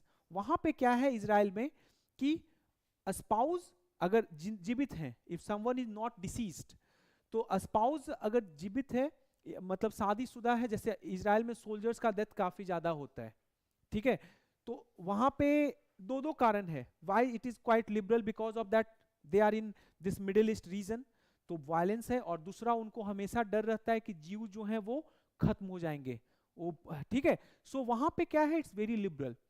जो लेडीज हैं, सो स्पाउस, जो स्पाउस हैं, तो डेथ के बाद so she can without permission from court और anyone, she can directly extract sperm, but for reproduction she needs permission. Parents जो हैं they both needs to get permission for both extraction as well as reproduction. दोनों के लिए उनको permission चाहिए Israel में. लेकिन 2023 में they have brought a change. 2023-24 में ये जो लड़ाई जो हुआ शुरू हुआ उसके बाद से what they are doing कि अभी वहां पे it has been made more liberal. Neither parents nor a spouse require permission for retrieval and reproduction. ठीक है. Manual scavenging, this is another important topic, ध्यान में रखेंगे. अभी क्या हुआ क्या है, there was a debate happened on this 22 of July 2025, आज से 7 दिन पहले का डिबेट है, जो तुम्हारे यूनियन मिनिस्टर हुए on social justice Ramdas Athawale. So he claimed in parliament that no report of manual scavenging has been received from states and UTs. This is what this report this is stated in parliament. Uske next day activist, the one who is associated with manual scavengers, Bezwada Wilson, he reacted, cited ki total in between January to June 76 deaths have been reported from septic tank cleaning. One thing. Second, on 29th July 2025, 22 जुलाई को ये बात है, 25 जुलाई 29th नहीं, 25 जुलाई को एक photo viral हुआ where more than 100+ workers were found cleaning human waste with bare hands at Thane regional mental hospital. ये अभी देखोगे तो वो पिक्चर वायरल हो रहा था, you can see it also. एक तरफ तुम्हारे मिनिस्टर हैं who is saying कि no such reports are there. On other hand, you are having reported death during septic tank cleaning. On other hand, a picture is getting viral जहां government institution में लोग जो हैं they are cleaning human excreta using their hands, bare hands. ठीक है. So what is manual scavenging? Manual scavenging has been defined by ILO, that is practice of removal of human excreta from public streets and dry latrine and septic tanks through manual hands, or prohibition of employment as manual scavenger and their Rehabilitation Act 2013. It has also defined manual scavenging as someone employed to manually handle human excreta. हाथ से human excreta को आप अगर हटा रहे हो, so you would be considered as manual scavengers. ठीक है. So data on manual scavenging, पहले देखो खुद डेटा. सबसे पहले मिनिस्ट्री ऑफ सोशल जस्टिस कोई एग्रीगेटेड डेटा देती ही नहीं है, डिस्पाइट द फैक्ट कि back in 2023 supreme Court has released a guidelines under Dr. Balram Singh case. आऊंगा, Dr. Balram Singh case is a landmark case in manual scavenging. तो उस case में supreme court ने बोला था कि centre should have a centralized portal जहां पे कितने सीवर डेथ हो रहे हैं, कितने अभी what you call manual scavengers अभी हैं एग्जैक्टली हर स्टेट से, तो वो data should be published. But अभी तक centralised portal has not been made. ठीक है, so whatever data we get we basically disaggregated, कहीं रिपोर्ट हुआ कि यहाँ पे डेथ हुआ है तो वहां से आ रहा है. सो सेंसस 2011 के हिसाब से around 8 lakh household in India still practices manual scavenging. Present status क्या है? As of January 2025 456 out of 775 districts have no manual scavenging. ये गवर्नमेंट का डेटा है कि 775 डिस्ट्रिक्ट में 456 डिस्ट्रिक्ट्स में कोई भी मैनुअल स्कैवेंजिंग नहीं होता है. परसेंटेज ऑफ दलित, ये मिनिस्ट्री ऑफ सोशल जस्टिस का डेटा है कि around 92% of manual scavengers belong to Dalit, SC and ST, और इन 92% में 95% आर विमेन. ठीक है, deaths between January to June 2025, ये पहले 6 मंथ्स में around 76 deaths have been reported. ठीक है, while they were cleaning the septic tank, और वहां पे उनका डेथ हो जाता है. So around 76 deaths have been reported. These are the data on manual scavenging. So question आता है कि why manual scavenging still exists in India? It has been already banned by government also in an act and banned by the Supreme Court also, but why it exists? First issue is because caste-based occupational entrapment. ज्यादातर दलित लोग they are engaged in this.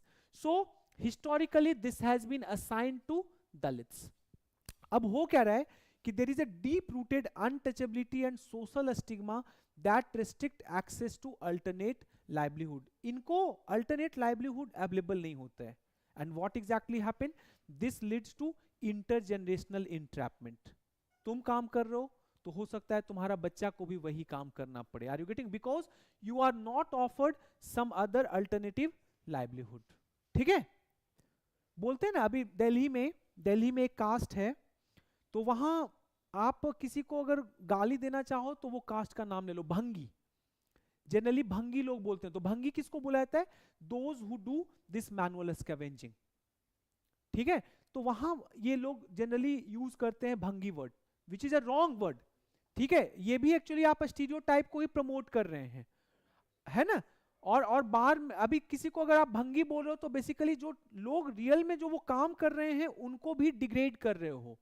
ठीक है, सो existence of dry latrine and poor sanitation infrastructure is also responsible. Dry latrine still exists in several districts, especially in UP, MP, Bihar. Dry latrines आज भी exist करता है जिसको हाथ से clean करना पड़ता है. Lack of sewage treatment plants and mechanised cleaning system. Japan का सिस्टम तो यार गजब है. जापान का सिस्टम इतना अच्छा है कि उन्होंने एआई से सीवेज को अटैच कर दिया है. इमरजेंसी में भी they do not require any human hand. Emergency आने के पहले ही you would get the warning कि this particular place now requires, यहां पे ये करो, वहां पे ये इंट्रोड्यूस करो. खैर I come to that. So lack of STP and mechanised cleaning system, inadequate mechanization and technology deployment. Many urban local bodies they lack modern equipments. अब जैसे पीपी किट्स इनको मिलना चाहिए जो क्लीनर्स हैं, लेकिन कहीं पीपी किट्स नहीं मिलता है.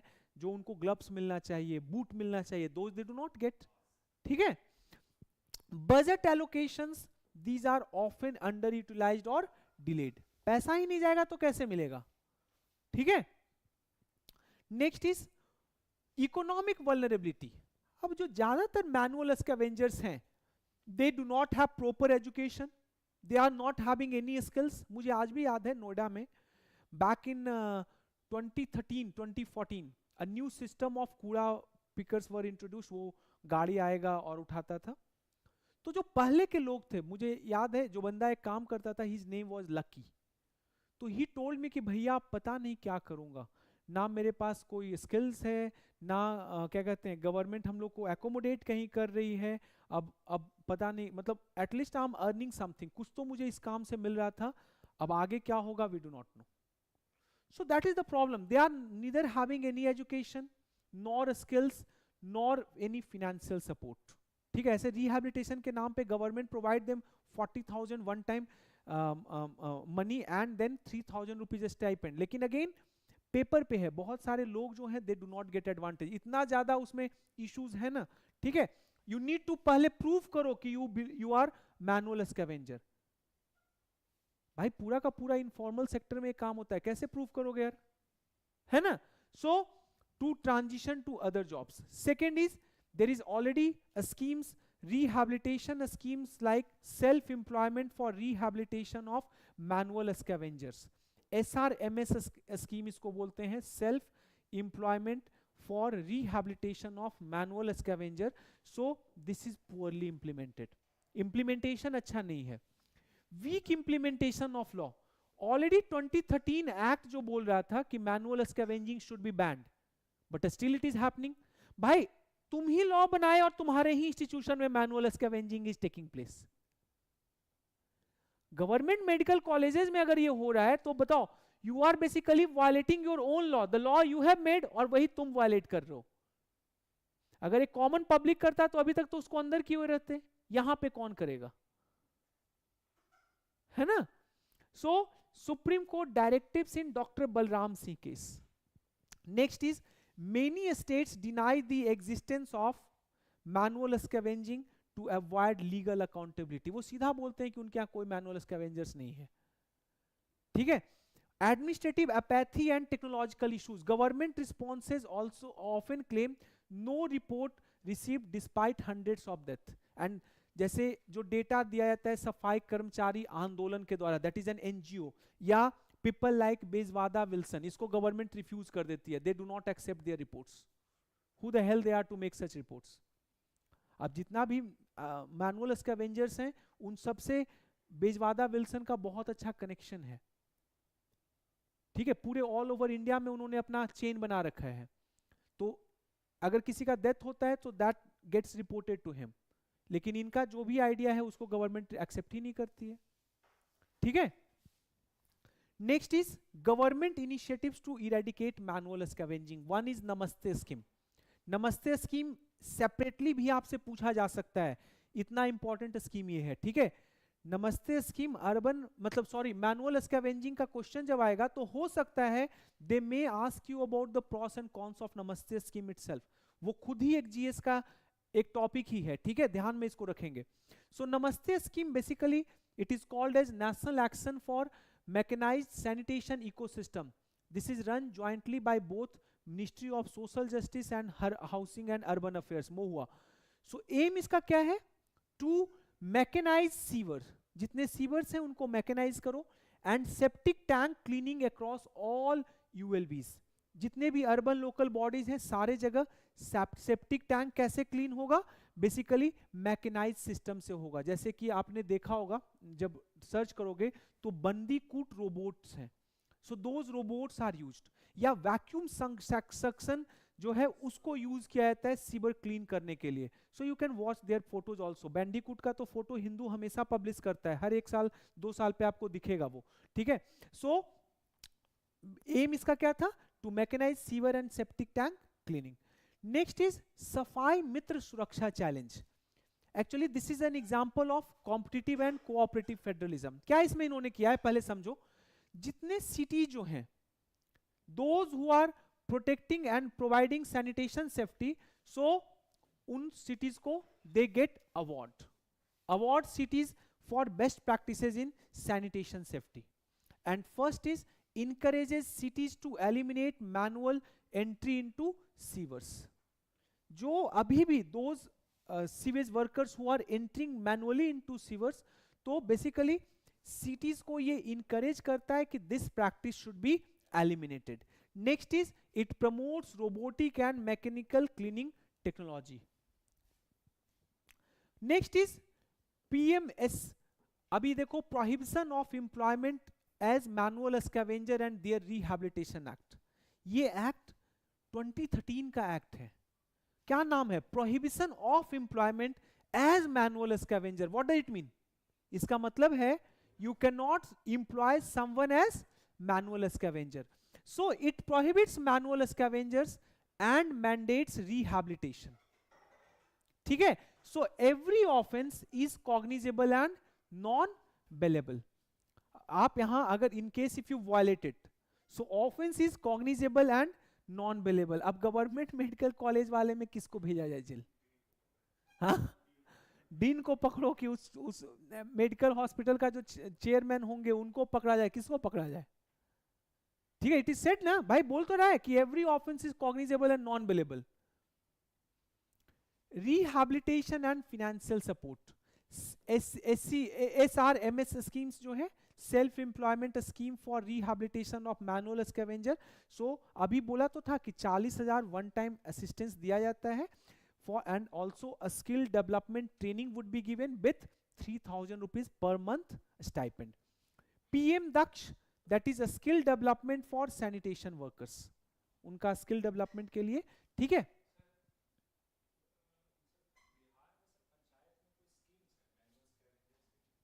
पंचायत में क्यों स्कीम्स रहेगा?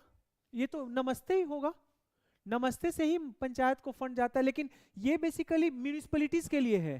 हाँ,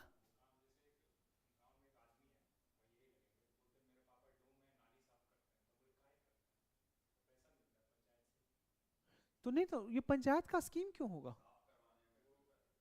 normal, he is also sanitation worker, तो सैनिटेशन वर्कर को जो पैसा मिलता होगा वो उनको मिलता होगा। हाँ, तो वही तो मैं बोल रहा हूँ, he is also manual scavenger. अरे हर पंचायत सैनिटेशन वर्कर्स को हायर कर सकती है ना। अब किस बेसिस पे पंचायत ने उनको हायर किया है, कैसे सैलरी दे रहा है, वो सब हाँ वो इनफॉर्मल ही है। हाँ, अभी तो तुम देख रहे हो कि it has already been declared illegal. ठीक है ना, पेपर पे उन लोग को बोला जाता है सैनिटेशन वर्कर्स, रियल में they are working as a manual scavenger, दोनों अंतर है। समझ में आया? ऊपर से पंचायत उनके नाम पे बोलती है कि we are going to provide them all the kits, जैसे व्हाट यू कॉल ग्लव्स हुआ, प्रोटेक्टिव मास्क हुआ, सब कुछ, लेकिन कुछ मिलता ही नहीं है। Technological innovation, Bandicoot robots cleans manhole without human entry. Human does not need to enter inside the septic tanks. Vacuum trucks mechanized sewer cleaning. ठीक है? हाँ हाँ, ये तो बहुत सारा, ये तो हर जगह दिखता था, मैंने तो आंख से देखा भी है, रुक के एक जगह जहाँ पे वो क्लीन कर रहे थे। और अमेरिका में तो ये बहुत ज्यादा दिखेगा, वो तो रोज दिखता है हर रोड पे, वहाँ लगभग, वहाँ तो सारा सीवर क्लीनिंग जो है बिल्कुल ही मैकेनाइज्ड है। Institutional support, national commission for, Noida में ये काफी दिखता था, मैं वैक्यूम ट्रक काफी देखा हूं नोएडा में। ठीक है, so national commission for Safai कर्मचारी। और बंदीकुट रोबोट जो है वो तुम्हें दिखेगा सबसे ज्यादा साउथ इंडिया में। साउथ इंडिया में you will find it in Tamil Nadu. मैंने तमिलनाडु में बैंडिकुट रोबोट्स को देखा था 2023 में, 23 में आई हैव सीन इट। फिर केरला में काफी दिखेगा बैंडिकुट रोबोट्स। ठीक है, वहां दिखेगा, केरला और तमिलनाडु, बाकी स्टेट्स का मैं मुझे याद नहीं है, लेकिन I am pretty sure about Kerala and Tamil Nadu, वहां ये काफी ज्यादा आपको दिखेगा। ठीक है, national commission for Safai Karmachari, initially this commission was created as a statutory body under ministry of social justice, लेकिन इसके साथ सनसेट पीरियड था 3 साल का, उसके बाद this lapsed. So right now it is a non-statutory body, pre के लिए ध्यान में रखेंगे, it's a non-statutory body under Ministry of Social Justice and Empowerment। ठीक है, समझ में आ गया? Next is national Safai Karmachari finance and development corporation. Pre में कितना दिन बाकी है? 294 डेज, ध्यान रखना है। ठीक है, 294 days are left for prelims 2026। 94, 100% sure हूं, चेक कर लेना। ठीक है, आज सुबह ही डाला हूं। ठीक है, national Safai Karmachari finance and development corporation that was established in 1997। ठीक है, to monitor implementation of progress. ठीक है,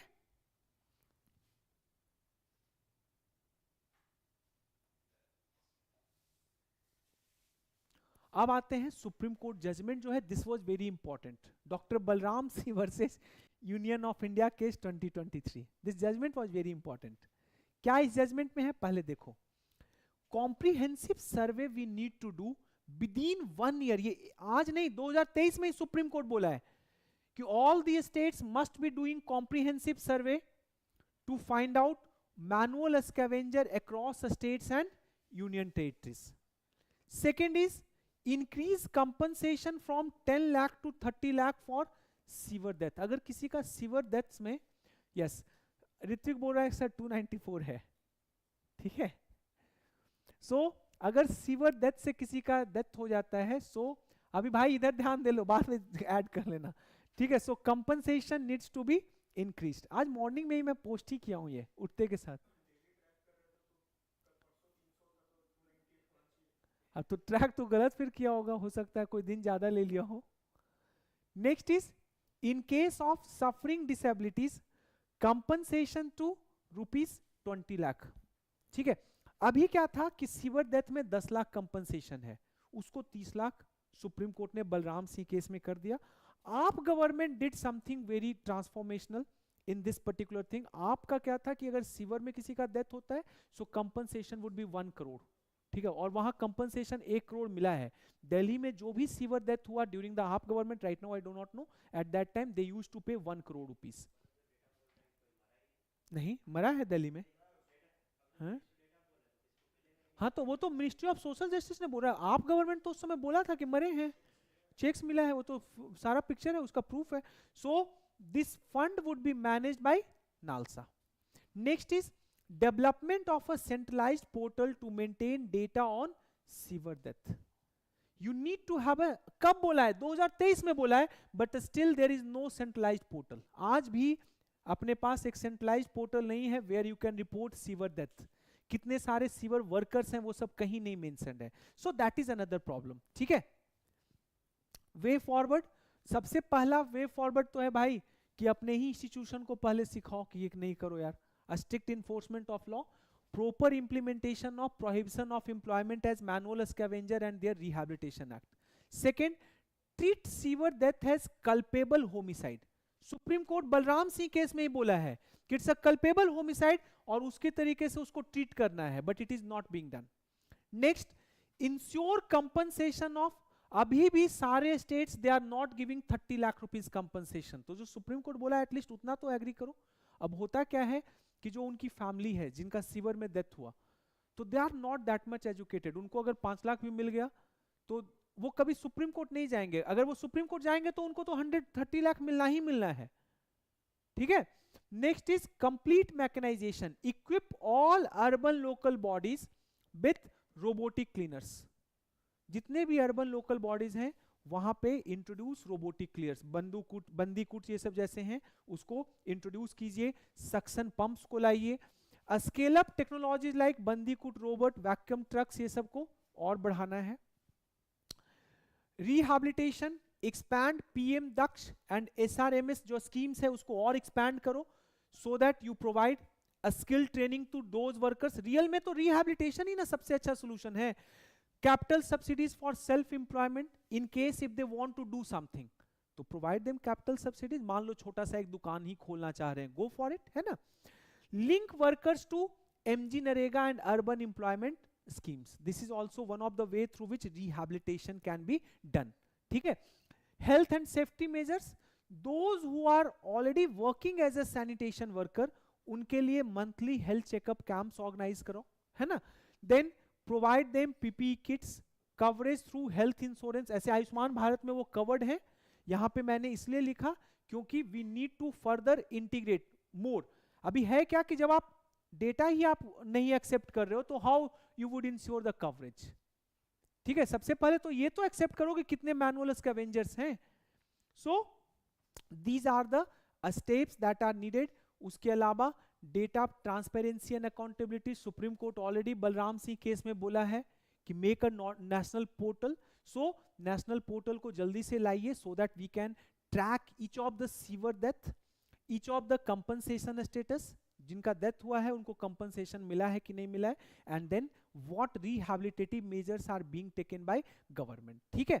next is run IEC campaign, this is also needed. Society जब तक, अभी क्या है ना कि सोसाइटी में आप जब तक अवेयरनेस नहीं होगा, people if they would stop hiring manual scavengers, तो बहुत हद तक ये ऑटोमेटिकली कम जाएगा। So you need to run IEC campaigns also, ठीक है Amit. Learn from the best, Japan में, जापान जो है they are having robotic sewer cleaning system, AI predicts blockage, पहले ही एआई जो है ब्लॉकेज को प्रिडिक्ट कर देता है कि this is the place where blockage would happen, so preventing emergency manual cleaning situation. UK में strict PPE and mechanisation norms है, ठीक है। Coming to internal security, social justice completed, governance completed, internal security आज start कर रहे हैं। So let us start with Naxalism, बहुत important है इस साल। 3 से 4 टॉपिक में से 2 टॉपिक 100% इस बार इंटरनल सिक्योरिटी में रहेगा। मैं बता रहा हूं, एक नक्सलिज्म 100% में चांसेस हैं कि लगभग चांस है कि इस बार नक्सलिज्म पूछा जाए। AI specifically drones technology, different drones पे, ऑपरेशन सिंदूर के time it was in news, Russia Ukraine war के time it was in news, Israel Iran issues के बीच ड्रोन वाज इन न्यूज, ठीक है।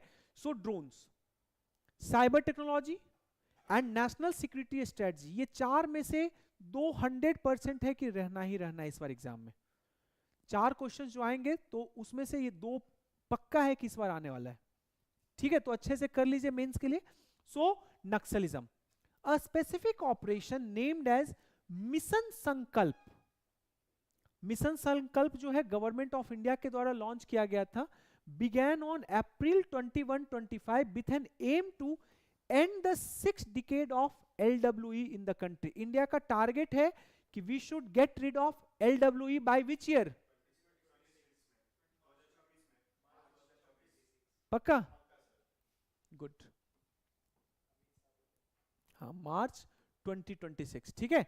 मास सरेंडर हैपेंड इन बस्तर, आज से 5 दिन पहले, 6 दिन पहले 66 नक्सल्स सरेंडर्ड, ठीक है।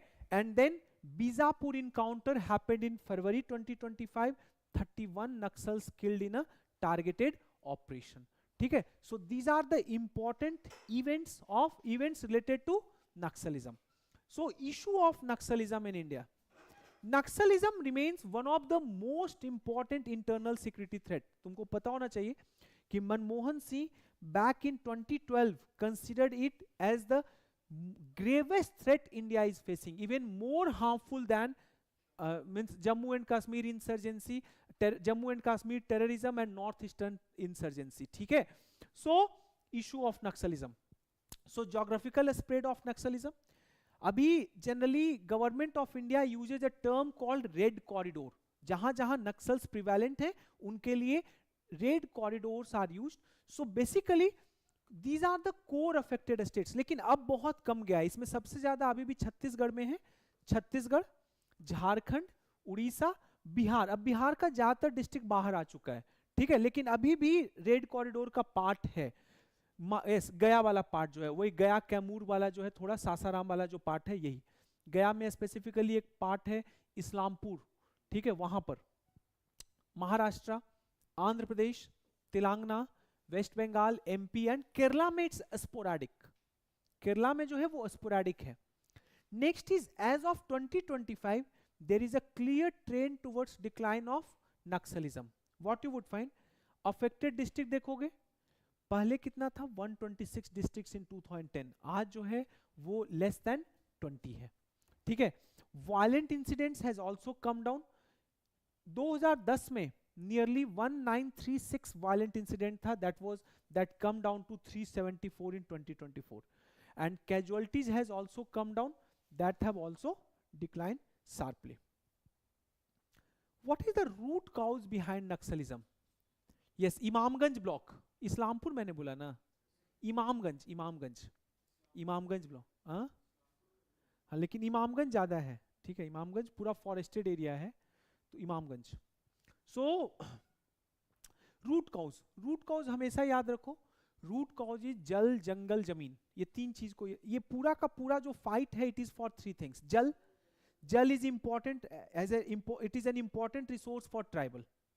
जमीन is an important resource for them, and jungle because their sustainability was actually dependent on jungle.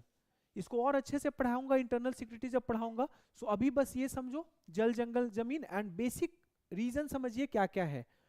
First important is landlessness and agrarian distress. Landlessness is also very much responsible, agrarian distress is also very much responsible.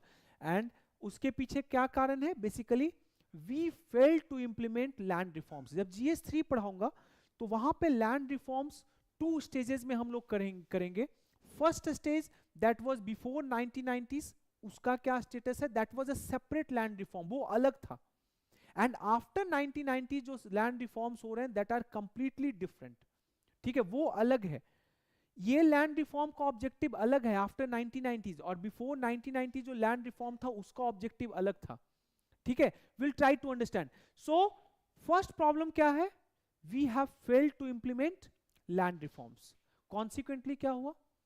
जो landless labours थे they have not gotten land. ठीक है, resource exploitation, mining and industrial project displaced people without proper rehabilitation.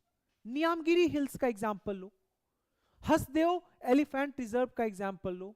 People have been displaced from their old land without getting proper rehabilitation. या नर्मदा बचाओ आंदोलन का example ले लो. ठीक है, so displacement, tribals frequently they have been uprooted. Next is poor implementation of forest rights act 2006, poor implementation of PESA act 1996. So that alienates tribal communities. ठीक है, misgovernance, how misgovernance is responsible, खुद समझो. यहां पर जो service delivery हो रही थी that was of poor quality, inadequate access to education, health and infrastructure. Next is corruption and apathy, there was prevalence of corruption. So local administration often fails to respond to grievances. जो grievances हैं वहां के tribals को, those are not basically resolved by the local administration. In fact, local administration also exploited them. ठीक है, next is lack of political representation. Dalits, Adivasis, landless peasants, they are often excluded from the policy making. अब जो policy makers आते भी हैं आदिवासी से समाज से, दलित समाज से, so they get basically integrated with the this whole elite club. ये जो एलिट क्लब है वहां आके पावर टेस्ट कर लिए, उसके बाद भूल जाते हैं इन दलित्स के बारे में, इन आदिवासियों के बारे में. Are you getting? You can take the example of Mayawati. Mayawati is the best example. Dalit के नाम पे आज तक सिर्फ वोट ही नहीं की, आज तक रियल में दलित्स का कुछ नहीं की. सी हैज नॉट डन रियली में कुछ नहीं, पॉलिटिक्स ही सिर्फ की है. मेरी बात समझ रहे हो? क्या होता क्या है बेसिकली, पॉलिटिकल साइंस में एक टर्म है उसके लिए, they gate integrated into this elite politics. वहां खुद एसिमुलेट हो गए. Now see herself is not identifying with the needs of the Dalits. वो खुद इतना ज्यादा खुद के लिए पैसा करप्शन के थ्रू दे. बहुत सारे ऐसे लोग हैं. I should not be taking only name of Mayawati, बहुत सारे ऐसे एग्जांपल्स हैं. ठीक है, नेक्स्ट इज मायोस्ट आइडियोलॉजी. सो जो दिस इल्यूजन यूथ हैं ट्राइबल्स, तो उनको मायोइज्म का जो आइडिया है वो बहुत आसानी से अट्रैक्ट करता है. उनको लगता है कि violence can be one of the way through which they can achieve their goals. ठीक है, so this is also a problem. Next, yes yes yes. So और कौन मायो थे? एक ही मौज. हाँ तो बताऊंगा, तो अभी वो नहीं ना, वो क्लास में, इंटरनल सिक्योरिटी क्लास में बताऊंगा. ठीक है, सो डिफिकल्ट टेरेन.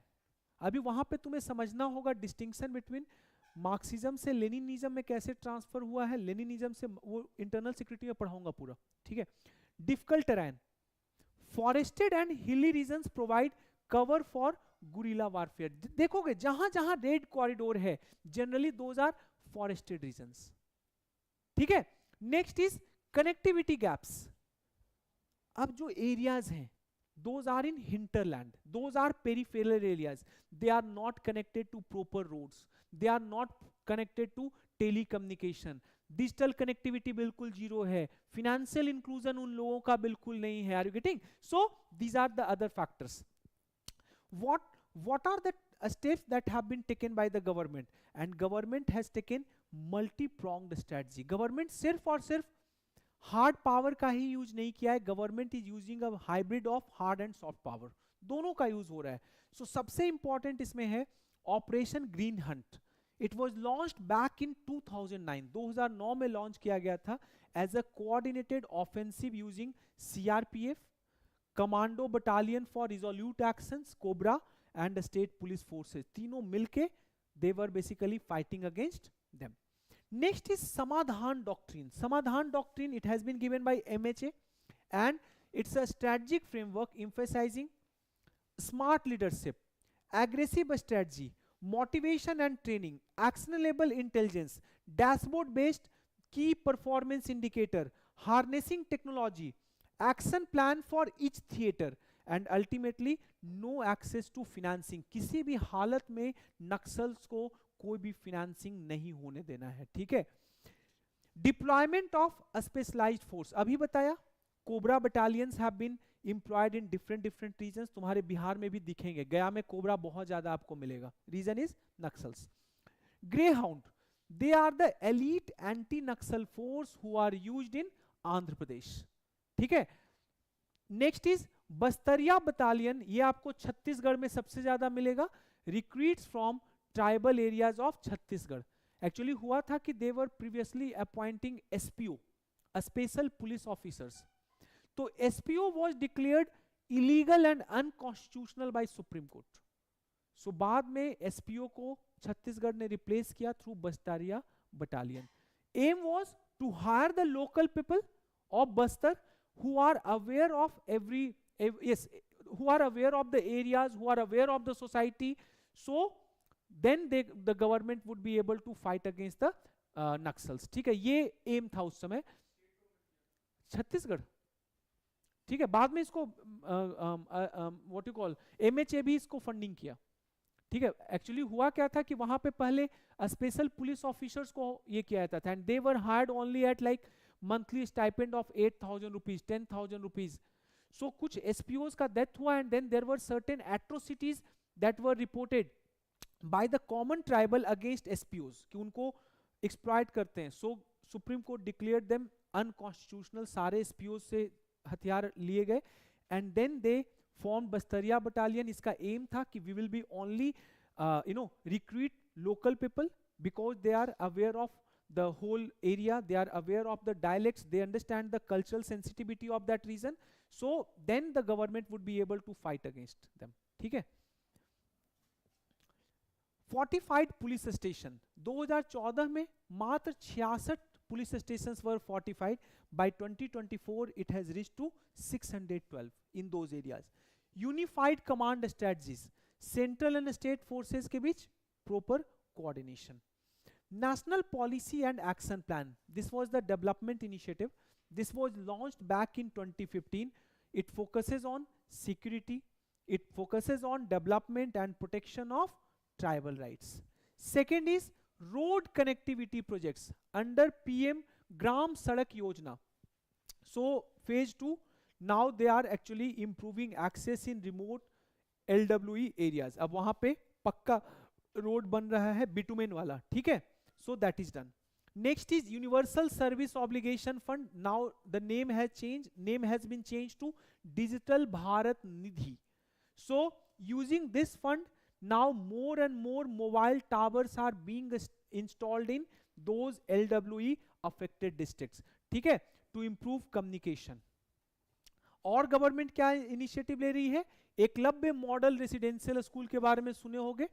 Yes, है ना. So more than 130 such schools have been established in those tribal blocks.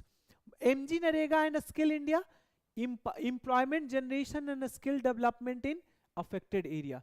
A special central assistance are given to those districts who are suffering from Maoism. So वो district जो suffer कर रहे हैं, they get 30 crore rupees every year for most affected districts to fill infrastructure gaps. हर साल कोई जरूरी नहीं है, मतलब कि one time lump sum they get 30 crore कि जो भी इंफ्रास्ट्रक्चरल गैप्स हैं, जैसे बाइक चाहिए आपको पेट्रोलिंग के लिए, 4 व्हीलर चाहिए पेट्रोलिंग के लिए, स्पेसिफिक एंटी माइंस व्हीकल चाहिए, so they get 30 crore rupees for that one. Legal and policy measures.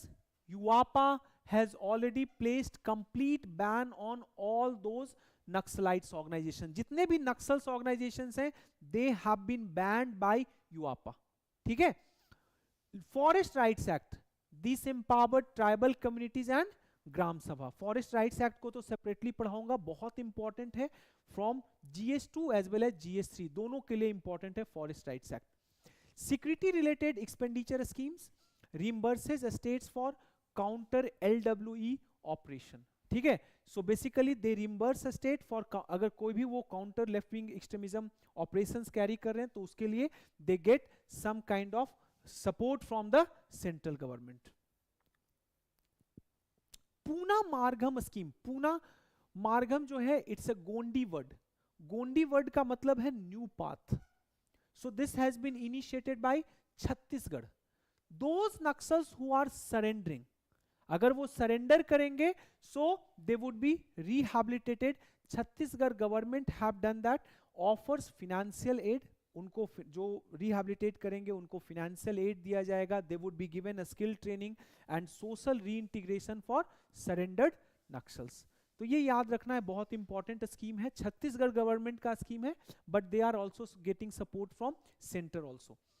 Civic action programme, build trust between security forces and locals through welfare activities.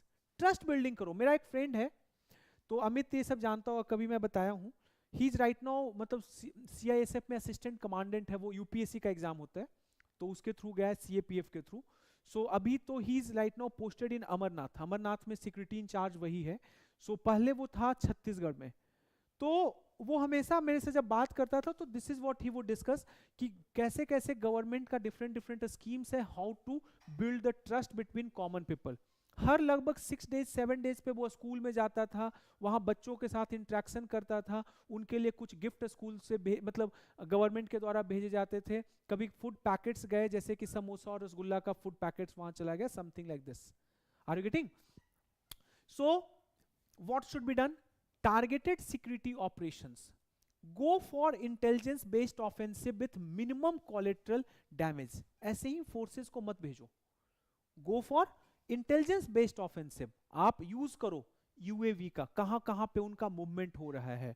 Use करो satellite surveillance का, AI based threat mapping. Are you getting? Second is accelerate development in LWE affected area. अभी मैंने बताया the real reason behind Naxalism is not just a political problem. Real में Naxalism is a social problem. आप इसको political violence से idea को नहीं मार सकते हो. आइडिया को मारने के लिए क्या करना होगा? आपको जो लोग उनसे जुड़ रहे हैं उन लोगों को तोड़ना होगा. you are fighting against an ideology. तो उस ideology को हराने के लिए क्या कर रहा था अमेरिका? अमेरिका कम्युनिज्म को हराने के लिए क्या कर रहा था? America was giving fund. Marshall fund याद है? हाँ याद है. अरे याद है, यूरोप को कितना सारा पैसा दिया जा रहा था कम्युनिज्म को दूर करने के लिए. Why that fund was given? So ultimately what you need to do, you need to integrate them. इनको इंटीग्रेट करने के लिए क्या करना होगा? आपको वहां पे डेवलपमेंट कराना होगा. when they would get like what you call proper development, so automatically they would not be having any reason to remain attached to that ideology. ठीक है? So a scale up eklavya model residential schools, health infrastructure, expand road and telecom connectivity, livelihood programs like MG Narega and skill India. है ना? कुछ बोलना है क्या Prince? Tribal empowerment, ensure effective implementation of Forest Rights Act, PESA Act, prevent displacement due to mining और industrial projects. जो displacement है उसको भी रोकना है. Proper rehabilitation of surrendered Naxals. जो Naxals, those who have surrendered, तो उनका भी proper rehabilitation कराओ. Strengthen Puna Margam scheme. इसको strengthen करो. Financial aid को strengthen करो. साइको सोशल सपोर्ट प्रोवाइड करो। उसके अलावा launch media campaign to counter Maoist propaganda. जो मायोस्ट का प्रोपेगेंडा है, they run their own propaganda, जिसमें बताते हैं कि गवर्नमेंट इज द एक्सप्लॉयटर, तो आपको उसके खिलाफ लड़ना होगा। अब एक बुक है राहुल पंडिता की, है मेरे पास, हेलो बस्तर, तो उसमें देखना वो लोग कैसे कैसे उनका पैम्फलेट छपता है, उसमें सारा उन्होंने पेपर में दिया है, ठीक है। तो you need to run a campaign, informational campaign against such disinformation campaign of Maoist, ठीक है। Promote youth engagement through tribal youth exchange programme and sports initiative. आप ट्राइबल यूथ एक्सचेंज प्रोग्राम के थ्रू एक यूनिवर्सिटी से दूसरे universities के बच्चे को वहां भेजो, वहां को कहीं और भेजो, so they can get integrated into the mainstream, ठीक है। ग्लोबल बेस्ट प्रैक्टिसेस मुझे सबसे अच्छा लगा कोलंबिया का। कोलंबिया में एक ऑर्गेनाइजेशन थी FARC, ऑर्गेनाइजेशन का, खैर that is a Spanish name, Spanish नाम कुछ और था, ये है revolutionary arm forces of Colombia. They were also inspired by Leninist and Maoist ideology.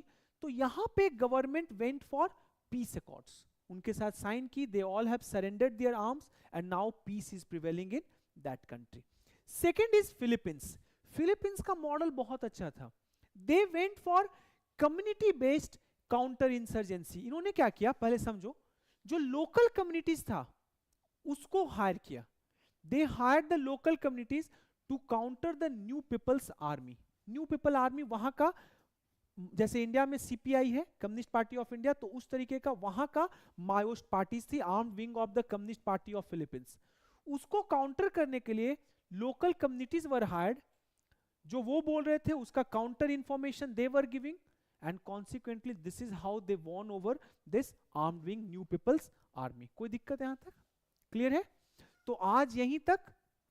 Tomorrow means next Wednesday I'll be taking the last session of internal security, and then good luck to all of you for mains 2025. Bye bye, take care. Yes, नहीं नहीं नहीं, वो individual है, वो अलग है, वो अलग है, वो नक्सल थोड़े थे, वो लोग तो अलग हैं। हाँ, आंध्रा वाले बेसिकली तस्कर हैं।